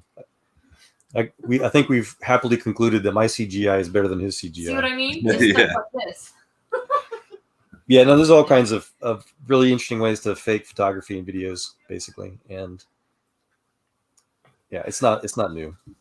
Yeah, and people can be genuinely mistaken. They can honestly believe that what they've seen is, it's a UFO, so it's an unidentified flying object, but they can honestly believe that it is extraterrestrial, and they're not lying, but they were mistaken. I remember me and my dad were walking down to the pub one time. I was about 18, 19, and it was one summer's evening, and so it was still light. We were walking down to the local pub to have a couple of drinks. And as we're walking down talking, my dad just nudged me and went, "Hey, look at that." We looked over to the left of where we were walking, and there was an object in the sky. It was making no noise whatsoever, and it was traveling relatively slowly for to what you normally see aircraft flying at. Mm-hmm. And I looked and I thought, "What the hell is that?" And my dad says, "I don't know." And it was a weird shaped thing. Anyway, basically it turned, and when it turned, it was 3 fighter jets that were at really low speed, and in the position they were, there was no sound. We never heard them at all. Even when they turned, we never actually got the sound. So I mean, sometimes you can see a military jet, you see it before you hear it, then it passes by, and then you get the sound. This just didn't happen. We never heard it at all. Yeah, so it happens when the air is dead snuff. Yeah, and in the position we was at, and the position that the planes were in, it looked like one object, and it wasn't. Anyway, when they turned, we went, "Oh, it's three fighter jets," and where we are, we get quite a lot of fighter jets come over. Mm-hmm. So we never really gave it another thought. That was it. Went down to the pub, had a drink. Never crossed our mind again. The next day when I got home from work, my dad had got home from work. He took me to local newspaper and went, "Here, have a read of that front page." So I looked at it and I was reading it. UFOs seen flying over Fallacy Scarborough area, and he went, "That was what we saw last night." And it was the same time, the same description. So other people had seen it, but they hadn't seen it from a different angle. So there was all these reports, and all these people had put reports into these flying saucers, flying objects, or whatever. Are aliens visiting us? And it wasn't. It was definitely 3 fighter jets in close formation. Yeah, cool. I have to say that my avatar looks a bit alien, doesn't it? Is that one of them jumping spiders? Is it? It's an ogre-faced spider. Brainbug would love it. Yes, he was. Yeah. I just thought the fringe over the big red eyes was cute. Yeah. Yeah, but it looks a bit alien, doesn't it? It does, yeah. Mm-hmm. Paul, have you ever seen a U.S. Galaxy C5 transport flying overhead? Yes. These things look like they should be alien. I'll play it real quick. You can hear this one, but because it's so close. But imagine seeing this further away, where you couldn't hear it at night with its lights flashing. Sure. I remember see these things fly. I'm like, those things are too big to be able to fly that slow. It should fall out of the sky. Yeah, we've had them come over here, and again they're going that slow, and that's what we commented on. The lads from work watched it was like, how does that even slow? Exactly. What's it doing? Defying gravity somehow. But yeah. I mean, if aliens were true, if they existed, you think they'd be a lot more obvious, I guess. I don't know. Yeah, and I suppose again, we can look out with our telescopes, and we've got all different other ways of observing the observable universe. That where would they be coming from, and at what speed would they be traveling? I mean, just for us to travel to Mars, I think we were having this conversation the other day. Was it about a 4-month, 6-month journey to get there? 6 to 2 years. 6 months to 2 years, depending on where the apogees are meeting. So all right, these aliens could have better and more advanced technology than us. Well, that's only going about 17 to 25,000 kilometers an hour, though. I mean, in theory, technology can go much faster than that. That's just our it can. But I mean, even if the closest planet was one light year away, we would have thought that by now we would have detected them. I've pasted the recent video I was talking about in the private chat about the one flying around the Navy ship, if you want to have a look at it. Yeah, I've not seen this one. I don't know how to get it on screen, so I'll let one of you guys do it. Joel will have to do it. On a pitch-black night off the coast of California, newly leaked video allegedly shows one of the U.S. Navy's stealth ships tracking an unknown object in the sky. And after a few minutes... Splashed. Mark bearing and range. The 2019 footage obtained by filmmaker Jeremy Corbell, who last month released another video of an upside-down pyramid UFO hovering above a Navy destroyer. This is part of a much larger... So you can see it's not the object that's moving back and forth rapidly. The 2019 footage obtained by filmmaker Jeremy Corbell, the object is moving who steady. last month released another video of the And 2019 footage obtained by... They're moving the camera left and right quickly. That the object's not moving left and right quickly, if that's part of what people think makes it. Mark bearing and range. The 2019 footage obtained by filmmaker Jeremy Corbell, who last month... That could very well be some sort of targeting drone or something. Yeah, for sure. Again, it's too grainy. There's no really identifying features, so it's a bit difficult really to... Well, in a lot of the UFO footages, they'll say that it's defying gravity or that it's defying conventional military capabilities, moving in sudden speeds and whatnot. This video not doing allegedly shows one of U.S. Navy's stealth ships tracking an unknown object in the sky. The object's not and after moving a few like minutes, the camera is. Splashed. Mark bearing and range. The 2019 footage obtained by filmmaker Jeremy Corbell. They're moving the camera more than the objects itself. Yeah. Yeah, I don't know. Is this a topic you're interested in going into too, Rebecca, or? Sorry, I didn't. I'm trying to pull up. My good friend Natasha is a journalist, and she about a year ago or so she did an article that included a video about a UFO, and so I'm looking for that right now because I wanted to pull that up, and I think I found it. So. Let me just see. I want to hear what your thoughts are on this one, because when I saw it, I was like, whoa, what is that? And so, I don't have an answer on that. So let me see if you have any input, but just give me 1 minute. No, if everybody wants to talk about this, is great. UFO talking hour. Yeah, well, I've just muted myself because I've just put the kettle on I don't know if you can pick the sound up, so I've just muted myself so it doesn't annoy you. Well, that's a good caveat, Paul. Just to talk about future alien technology and how spacecraft or whatever might be able to move in the future. So, Paul hinted we were talking about the idea of entangled telecommunications recently, where we're going to have instantaneous communication through entangled particle quantum physics phenomenon. The idea, once it's matured or whatever, if it's actually plausible, we can teleport anything, not just signals, not just telecommunication stuff, and telemetry will. And so, Paul, you'll if this is something we can figure out relatively soon, you're going to have to teleport us some of your tea, basically, while we talk. I don't know if you heard me or not. That'd be quite interesting to be able to do that, wouldn't it? To make a cup of tea and then just teleport it halfway around the world for somebody else to enjoy the tea. Yeah, it'd be fun. That's right.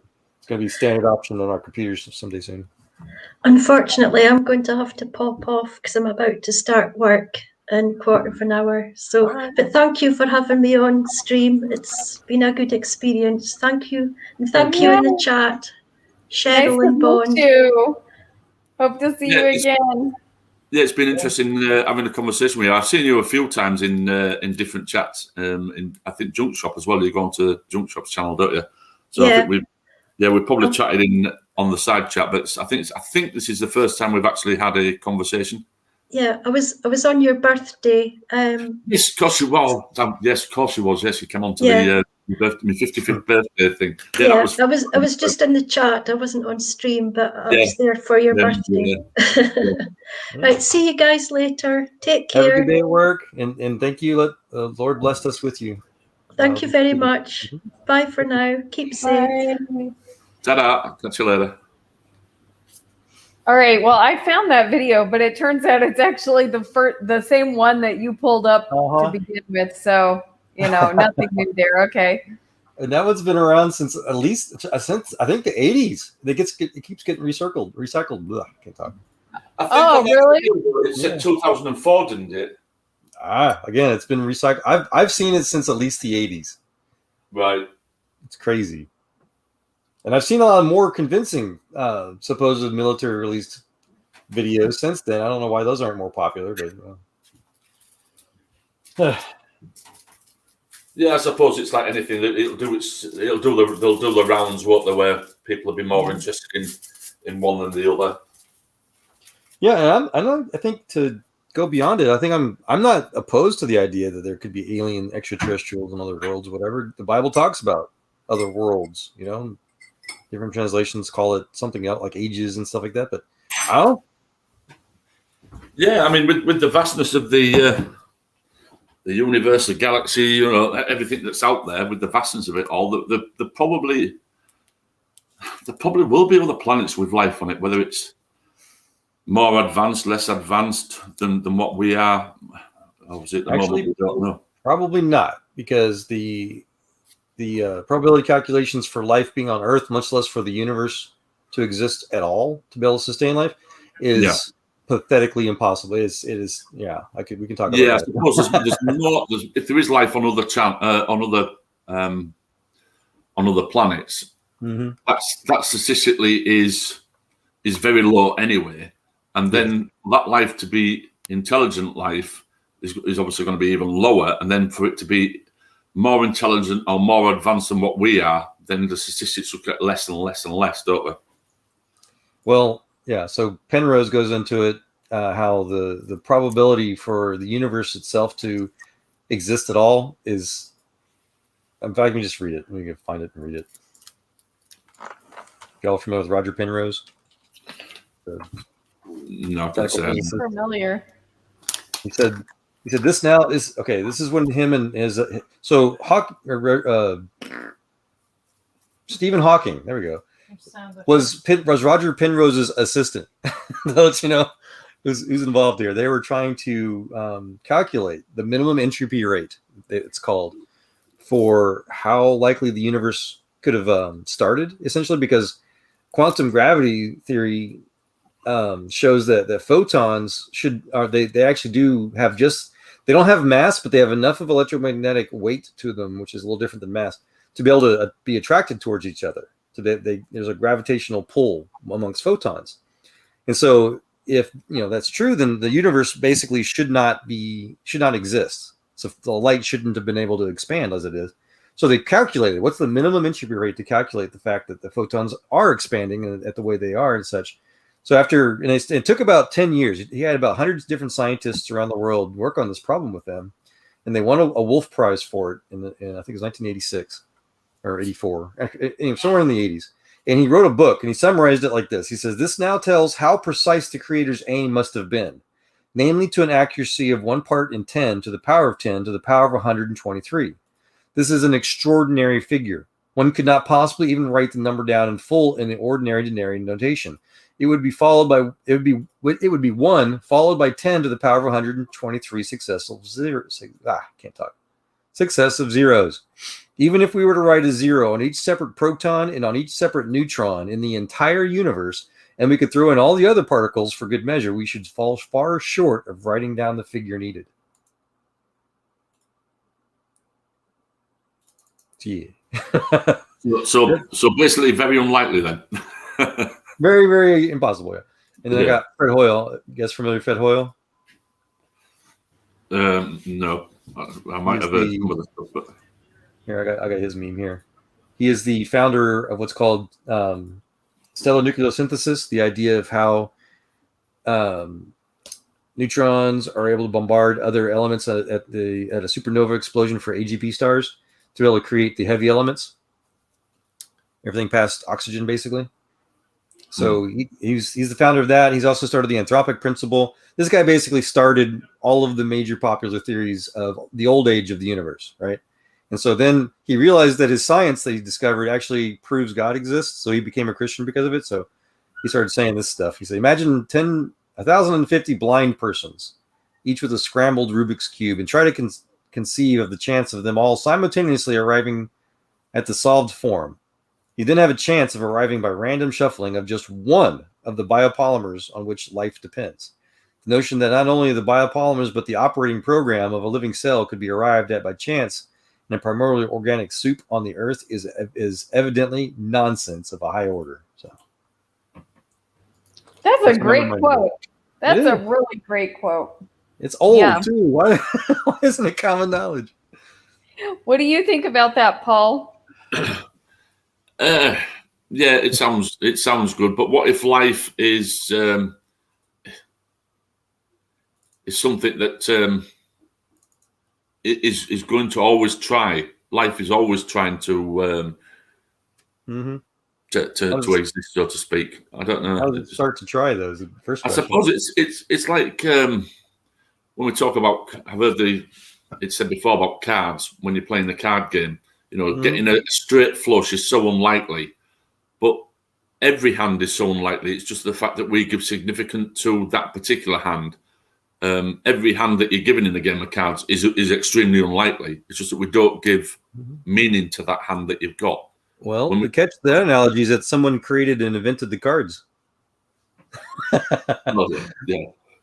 Life isn't a deck of cards. Yeah, I mean, when it comes to that subject, how did life become to exist? I've got no idea how life came to exist. How did the planet? Another non-famous Fred Hoyle quote tries to answer. He says, "The likelihood of the formation of life from inanimate matter is 1 to a number with 40,000 knots after it. It is big enough to bury Darwin and the whole theory of evolution. There was no primeval soup, neither on this planet nor any other." And again, this is the guy that founded a lot of these things. He also founded pangenesis theory, which is the theory that life miraculously traveled to Earth on the back of an asteroid. So there's no primeval soup on this planet nor any other. And if the beginning of life were not random, there must therefore have been the product of purposeful intelligence. Sorry. Yeah, but why? I think we give purpose to things, though. I think that's the problem, is we try to find purpose in things when it probably isn't a purpose. Is there a purpose to life? No, in the opposite. Some people will do just the opposite, Paul. They'll try to say that there's no purpose to something that is purposeful. Yeah, but I can't give something purpose unless I've got evidence that purpose exists. Is there a purpose to a tree? No, there's no purpose to a tree. Is there a purpose to have a child? No. Yes, there is. Well, see, that's the fundamental. Yeah, only what we give it purpose. I don't think in the if we had to look at the entire universe as a thing, is are we important? Is it important that I have a child? No, there's no purpose in the universe. The universe doesn't care. So that would actually put yourself in the position of God to determine what if the universe is purposeful or not. I would say. Yeah, and that's why, because I don't believe in a God, I don't think there is a purpose to the universe. There isn't a purpose to life. It's what we as people, individuals, we give life purpose. We give things meaning. But in the vastness of things, there isn't. It doesn't matter. We've got with this little blue dot in this vastness of space. Would it really matter to the universe if that little blue dot was to disappear tomorrow? No, it would make no difference to the universe. The universe wouldn't care. It would make a difference to us because we obviously give importance to that little blue dot because we live on it. And I'm just trying to help kind of highlight how, if you realize how religious of a statement that is. Why is that? I don't know why that's a religious statement. You're putting your own belief, your own religious assumptions on everything, on the universe. You're dictating whether or not the universe has purpose or not, for example. It's a religious statement. Right. Well, I wouldn't call it a religious statement, but I'm fine with it being called that. No, I think no. To me, it's just we give things purpose. But we're not God.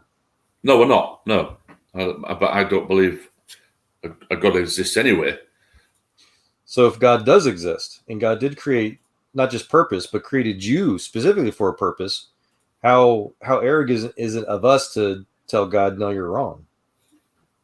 If God exists, and obviously I could speak to God, then obviously I wouldn't be able to say, I wouldn't say that he was wrong. I would just say, at the moment, in my mind, I don't see that proposition holding any water, basically.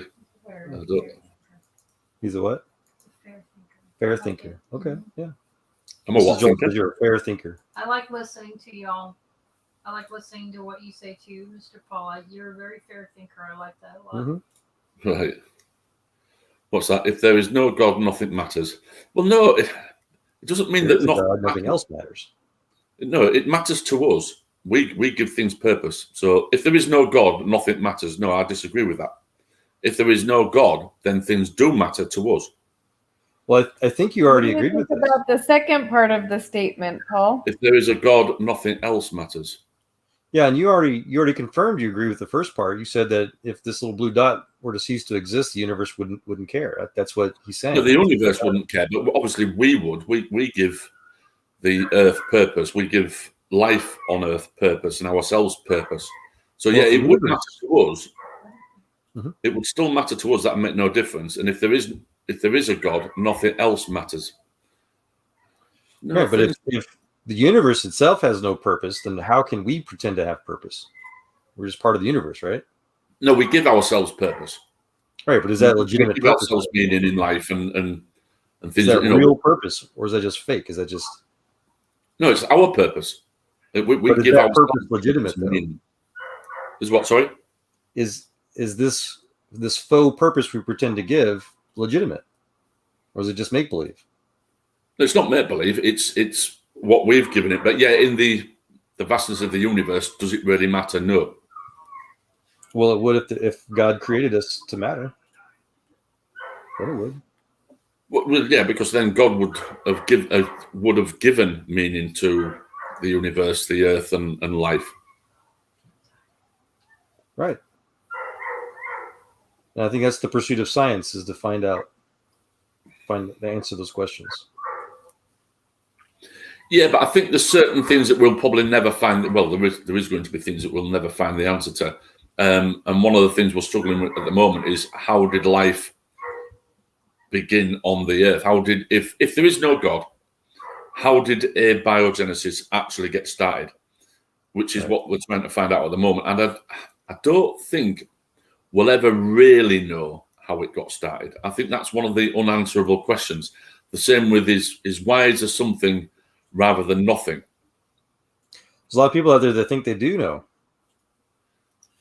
Yeah, they'll come up with ideas and possibilities of how things have happened, and some of them might be quite convincing to them. But even then, it doesn't convince me. It's like I say, with abiogenesis and how some religious people will say to me, "Well, you believe you just came from a rock. You just believe you came from soup." Well, no, that isn't what I believe. I don't have enough information to make a judgment on how it actually happened. My answer has got to be, I don't know. How did the Big Bang happen? I've got absolutely no idea. I can't even come up with a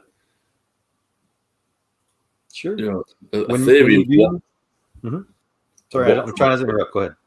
Well, no, I was about done. Just basically saying I can't even come up with an idea of how did the Big Bang happen. What was it? What was the universe? Well, I want a universe, but what was it like prior to the Big Bang? I can't even imagine. I was going to simply say that when you do want to try to know, let me know, because I follow this. There's different types of people. Some don't want to know, like you're saying, and some that do want to know. I can answer that. We can talk about what's called the decoherent state of reality. Quantum physics describes what happens before the Big Bang, before the coherent state starts. There are answers to that. Right. So, yeah. But at the same time, like I said, I respect those that don't want to know. It's fine. There's things that I don't care to know right now. So when someone's ready to want to ask those questions, we'll dive into them together best we can. Yeah, we'll probably have to have that conversation on a different date, because let's say I'm at work at the moment and I'm sort of just killing time. I'll dare be so bold to offer, Paul, the reason why you say you like to come to these channels, not just mine, is because you do know, like Mrs. Joel says, and you're just you're waiting to hear the what might change your mind, I guess, basically. So I love it. Oh, I'm always open to having my mind changed. I think it's a good thing to question what you believe and not hold things as as a fact, whereas your mind cannot be changed. Right. Oh, it's like with science, isn't it? I mean, you're a science person. Science changes all the time. It updates itself. What we believed 20, 30 years ago about anything has progressed. And what we know about things now in 50, 60 years' time, or even less than that, things are going to slowly change. And you look back in 50 years' time and look at now and just think, how ignorant we were back in 2021 and how much we actually know now. Yep. I like to share, again, as a scientist guy that's been doing this for all my life almost, it's science itself doesn't change. Science is just the pursuit of truth. Our understanding of science changes, just like God. So science comes from God. Science is just like anything else that God created. And our understanding of God changes across our life, just like our understanding of science changes. But science stays the same. God stays the same. Yeah. It's not that science is God. People accuse me of worshiping science. No, science comes from God. Science is what God uses to help teach us things. Yeah, I mean, I understand that if there is a God, obviously everything comes from God.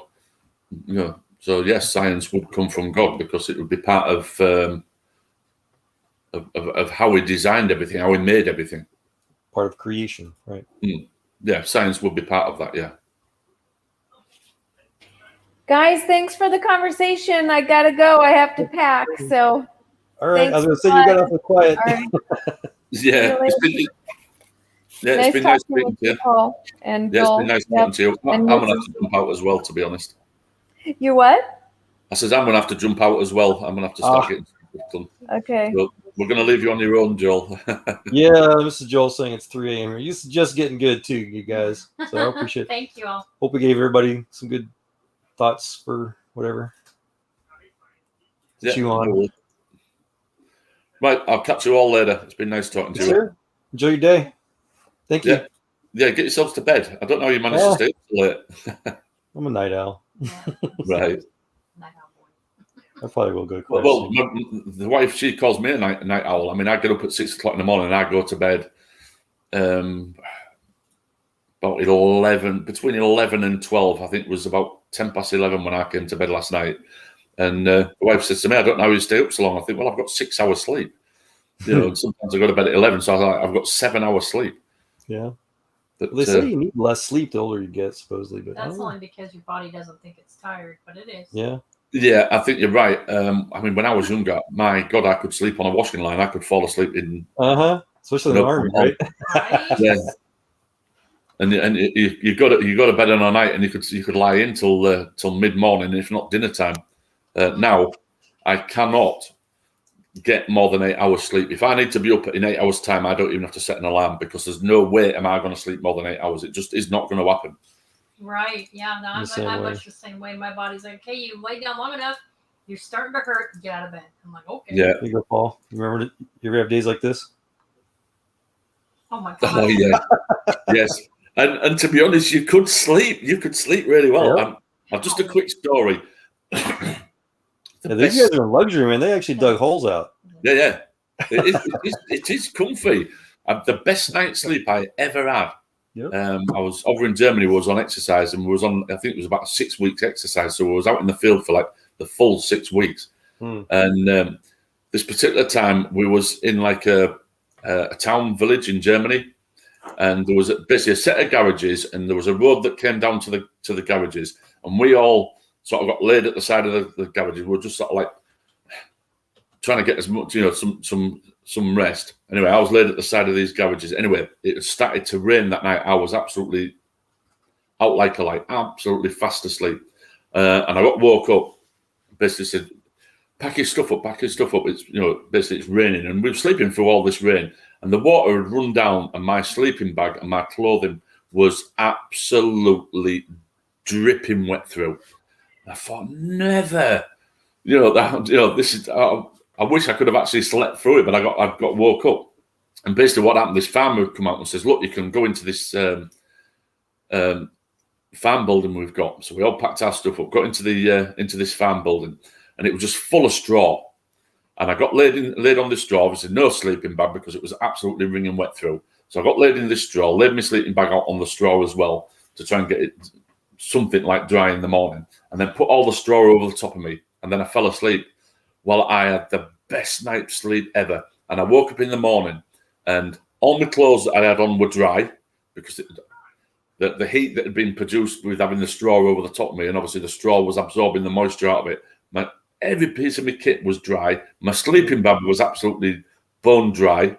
And I actually had the best night's sleep ever. That kind of makes sense. I mean, I often wondered how in the world people way back could sleep on straw mattresses. Sounds like there's something legitimate going on there. Oh yeah, I got laid onto the straw, and I just pulled the straw over the top of me, so that basically just my head sticking out. And the heat that it produced within the straw, but it wasn't uncomfortable heat. Sometimes when it can be in bed and the blanket, you got 2 minute blankets on, and especially in the middle of summer. It can be too overwhelming. You're too hot, so you can't sleep because it's too hot. It didn't work that way. It absolutely perfect temperature. Yep. Wow. I think it's the trick. Sleeping with being on straw, you got cooler sand underneath. But yeah, exactly. Yeah, with the sand. Yeah, that's the best thing to do is get down to the cooler stuff. All right, buddy. Well, again, enjoy your day. If you want to share war stories next time especially about sleeping, remind me to.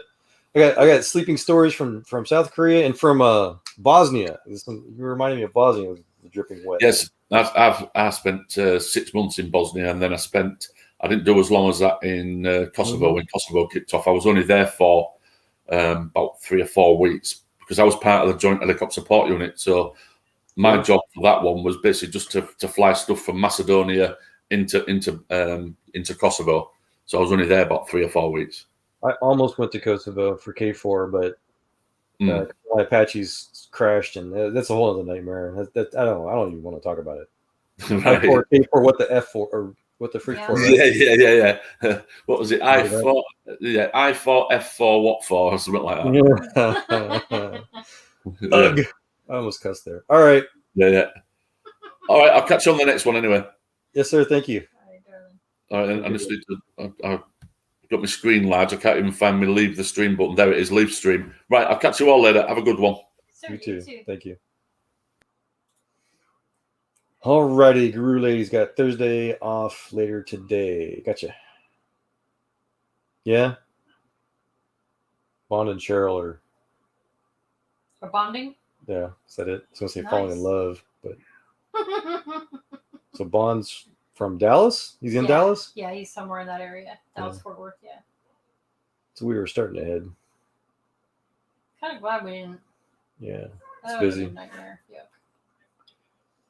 It's busy cities.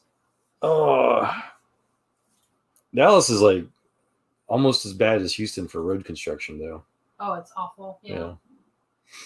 But I it's, hear Waco's getting real bad. I saw a meme about it. Like, terrifying to drive along I-35. yeah. Yeah. Anyhow, so that was cool. Talked about UFOs and evolution a little bit and the purpose of life, the universe, and everything. Yeah, I remember something Paul said, and made me think about how the most difficult question is, of course, how did this lovely, illustrious theory of evolution begin in the first place? You can't even establish a beginning point, then how is any of it going to magically come together? So it's like, So yeah, and that's one of the big problems. So origins of life, I guess they're trying to make that as a new quote unquote scientific field, but I agree with Paul. I don't think that's going to ever be able to become an actual science to itself because it's too flawed, full of errors and just raw assumptions. Yeah, well, that's exactly. It would have to be nothing but raw assumptions. That, of course, just like the theory itself, everything past the beginning point that they've spent so much time avoiding. Oh gosh, what was I going to say? Oh, I'm tired. I can't. No, I can't. Yeah, it's getting late. Yeah. Well, I was going to add to that. It's not just raw assumption, but there's plenty of there's already evidence that's already falsified it. Oh. Yeah. I hear that. So the question I've asked every chemist I could ever find, I asked Dr. Carter on LPP's channel the other day, like last week sometime even, and he had 3 chemists on. One of them had to go, but both chemists, I forget the other guy's name, Dr. B something. They both agreed. The same thing that I keep getting, the 20 years that I've been asking it since I started my chemistry degree. How does a nucleotide chain polymerize? Yeah, in a free-floating phosphate bath. The first guy's like, well, first, I don't know if we need a free-floating. But then after, he kept talking it through, you realize, you do need one because you can't have all these other ingredients involved to be able to have a non-restricted or basically a clean slate for the phosphate and carbohydrate bonds. Dr. Carter, is that one Robert gentleman? Carter? Not Rob, but the other Carter. There's 2 Carters. Okay, there was some guy sitting next to this really beautiful, lush tropical area. Not that guy. Not that guy? Yeah. Okay, he's freaking awesome. Yep. He explains it really, really well. Yeah, he talks about the code, right? Mm-hmm. Well, there's a lot of things that have to be answered, and that obviously being one of the biggest questions to answer is that that whole what do you call it? None. That only life has, and it cannot exist outside of it. Only life has. What do you mean? It's only found in life. The nucleic acids? There's 4 nucleic acids that make up the DNA chain, and 2 of them are found in nature, 2 of them are not. No, I'm saying something in some kind of bath. I don't remember. Phosphate bath. Yeah, that question needs to be answered. Right, that's what I'm saying. So that alone falsifies the origin of life. Well, what their theory about how it could just magically happen by itself? You mean? Well, right. So the idea for nucleotides to be able to form without some sort of artificial cleave, because there's what's called chemical. Now my brain's starting to fart. See, I'm telling you, we're tired. It's all your fault. Trying to have this highfalutin conversation. I'll check that out later, Guru lady. Glenn Beck's usually pretty cool, but and so as a technology guy, I'd love to see what this reverse engine engineering thing is. I've heard it all though over the years that fiber optics they found fiber optics in some alien spacecraft. I'm like, no, that's not how that happened. But yeah, microwaves and stuff, nuclear reactors, all that kind of silly stuff. But Well, we can examine it together.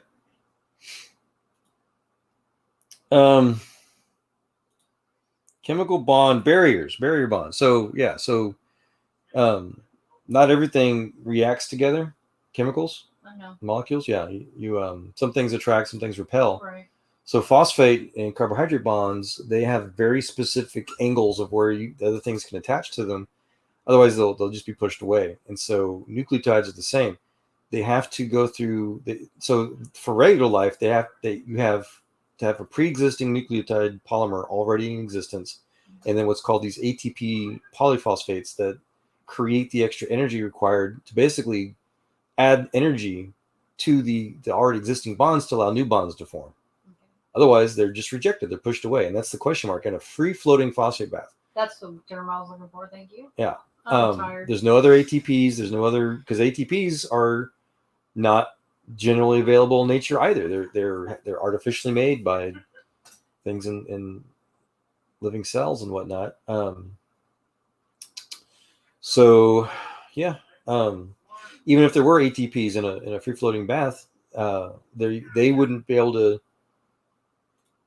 Even if they were able to add the extra energy barrier to the energy barriers, they would still need something to push them together, to cleave, to hold to. Which is why in life it's done through pre-existing nucleotides that are already formed. Mm-hmm. So they're used in all kinds of brain work, proteins that hold them in place so they can cleave together. And then we do the same thing in artificial technology. We can create nucleotide chains artificially with human technology, human nanotechnology. But we have to have a substrate. We have to have usually it's a piece of carbon or glass even, or some sort of thing that holds a pre-existing nucleotide bond in place so that other ones can be forced together, to click them together, make a zipper. And so our fancy technology, we only do about 200 bonds or so at a time before they start to the barriers start to get to a point where they can't form any longer. Basically, you're trying to build like a, I don't know, a good way to describe it, like a chain. And for the first chain links, they're stiff enough you can push more chain links onto them. But after a while, it gets to a point where the chain gets loose enough you can't push new chain links onto it anymore. It's kind of maybe a loose analogy, but the problem is though, how does life start without any of that? Either artificial technology. See, and I argue that the living cells are artificial technology to begin with. They're not. There's nothing natural about nature. No, it's all supernatural. Yeah. So that's the big question mark. And so those chemists, they agreed, yeah, can't happen. You have to have something else. And so that's one of the big fundamental question marks. What else was involved to start nucleotide chains? And I've heard people try to answer it, with bubbles from liptides and stuff like that, and lipids, fats, which I asked the question, okay, well, how do lipids form without life as well, because those are specifically designed for membranes and other things. But even the question mark, so what does a lipid have to do with phosphate carbohydrate bonds? Yes, they can exist in it, but they don't give whatever extra connection you need for monophosphates to form. That's the other big problem, is that for the nucleotide stuff, which are monophosphates, they can only connect the polymerize on very, very specific angles. Otherwise, they just crumble. They turn into other polyphosphates, which is useless for life. So again, it's like a chain link thing you're trying to build. If the chain if it bends just wrong, it crumbles into this non-chain thing. Something different. Smushes together. So anyway, yeah, lots of question marks. Then there's what's called the RNA world. Have you heard that yet? Are you even paying attention to me? Kind of. My brain's rude. Rude and disrespectful. Well, I paid attention up until the last 10 seconds. Yeah. So have you heard of RNA world yet then, or no? No. Okay. The idea that RNA could have started life? Yeah, what's required for RNA? RNA is formed by code snippets copied off of DNA chains. Okay, so you have to have the DNA. Yes. Well, then that just totally dissolves. That was quick. So it does. See, I love how smart you are. The theory is that there are self-replicating RNAs sequences out there that are partial DNA. You know, again, these are all code snippets of DNA. They're not even. But you still need DNA. Well, not only that, but you have to pre-design the RNA sequence that can self-replicate, and it can only self-replicate up to a certain amount before it stops. But again, still you need DNA. Well, right. So then all the other previous questions apply there. So yeah. The assumption is that self-replicating RNA could have self-replicated itself into DNA. Magical. Yes, which is ridiculous, because as soon as if it were to be corrupted by additional information, it would stop being self-replicating. Because RNA has a literal header and footer, just like an Ethernet TCP/IP protocol packet does. Biologists they're not computer savvy, so they call them their promoter and terminator tags, but they're header and footers, right? So as soon as you add something between those, it changes the whole packet, much less if you corrupt one of the ends. So that makes it non-self-replicating again, basically. And then I was talking to that guy Michael Moat about it. Yeah, I loved how he helped me intuit the idea. So since RNA is required, or DNA is required to copy RNA, to build RNA to begin with, the whole what's the word for it? Trans something, I forget, my brain's farting. Mm-hmm. It's literally claiming that the internet can form itself without computers, literally. Because computers are required to code the packets, so the way the internet works, for everybody that's interested in this still, all of our voice, all of our pictures, everything you type gets codified into what's called a packet, an Ethernet packet, right? And your computer has all kinds of cool little protocols and little math things that it does. It takes like your voice, for example, takes maybe a second or so, depends on the compression rate you're using, all kinds of other calculations. 1 second of your voice gets diced up into, say, 10 packets. And then for each packet, it gives it a header and a footer. The header goes, it tells the other computers across the internet, okay, this packet is going to go to this destination, this IP, this URL. And so each packet gets its own header. And then the footers is to say, okay, I belong to this packet chain, right? Which is exactly like how RNA works. And so when all the other computers across the internet, all the gateways and stuff like that, when it sees your packets of your voice, it says, okay, well, this packet number 3, this is trying to go to this computer. Okay, and this other computer, 3 states away, says, okay, this packet number 5, he's trying to go here, so send it that way. And so all your packets go all the way across this super complicated, super information highway, they call it, till eventually all your packets hopefully get to the right connection, the right place that your header on all your packets said, okay, this is where I want to go. So the receiving computer or the router collects all your packets and says, okay, I've got packet 1, I got packet 3, I got packet 10, whatever, and it waits till it gets all the packets. And if it waits a certain amount of time, if it doesn't get one packet, this is getting too complicated. Yeah.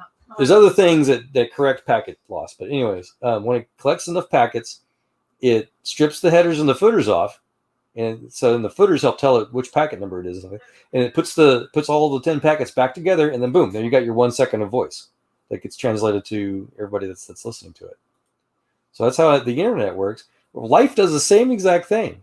It's got a DNA code that gets just a packet read from it, and it packetizes that, puts a header and a footer on it, sends it off to the rest of the factory to go do stuff with it. So the idea that RNA could create DNA is literally claiming that the internet could start itself without computers, literally, not figuratively. Anyway, so hopefully someone will find that interesting. But I'd love to talk more about it. Where's the computer science guys out there, the IT guys that want to talk about that? What else? Sleep. Yeah. I'm getting sleep. Look, she's over there sleeping on my jacket. She's really cute. I've been staring at her. Yeah. Look at that little What's face. the purpose of a cute kitten sleeping on a jacket? To bring us joy. Yeah. Because go, oh, how cute. Exactly. Look at that. Oh my gosh. Stretched her little paw. She's like, shut up. I'm sleeping. She's like she's covering her eyes. Like, stop. You're so pretty, though. Yep. Yeah. If there is no God, nothing matters. Yeah. I used to tease atheists that their religion states that they're just random pieces of star poop. That's the whole stellar nuclear synthesis pangenesis theory again. I was touching on from Hoyle that everything, all heavy elements, come from these exploding stars. It's just star poop, and then all randomly, magically collected into these big balls of mud.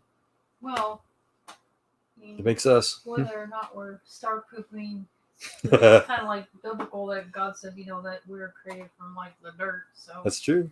we are star poop, no matter how you look at it. Yeah. Atheists and Christians both say we're all star poop. We're all star poop. All right, star poop man. Uh-oh. We're ready for sleep. I'm star poop man. All right. I'm tired. All right, guys. I'm going to go ahead and hang out. Unless somebody else wants to ask questions or pick the brains of the crazy people over here. Still got a bunch of listeners, so. Going once, going twice. 3 times a charm. I am tired. I don't want to sleep, though. You need to, darling. Want to take another day off, right? Let's see how you feel in the morning, but you might need to. Yeah, still a little wobbly. Yeah, I know. I hope. Does it create like a excessive brain fog? You seem to be doing okay. Yeah, I'm okay. Yeah, earlier I couldn't even open my eyes. Yeah, I know. I've been dealing with that since last Bruce. Hope Bruce is okay. He hasn't. They were talking about him earlier here. Bruce. Pray for Bruce. Oh, he's sick with that. He's got a bad cold or something, flu. I'd like to think it'd be too warm for a flu, but you never know. Different parts of the country. Well, Alrighty. thank you guys for hanging around, and the Lord did answer my prayer. Yes, he did again. Yep. That was lovely. I almost didn't start my stream tonight, thinking there's just not enough people that wants to. I told you there was. Yep. Yeah, I did. There's lots of good people out there. Thank you, Lord.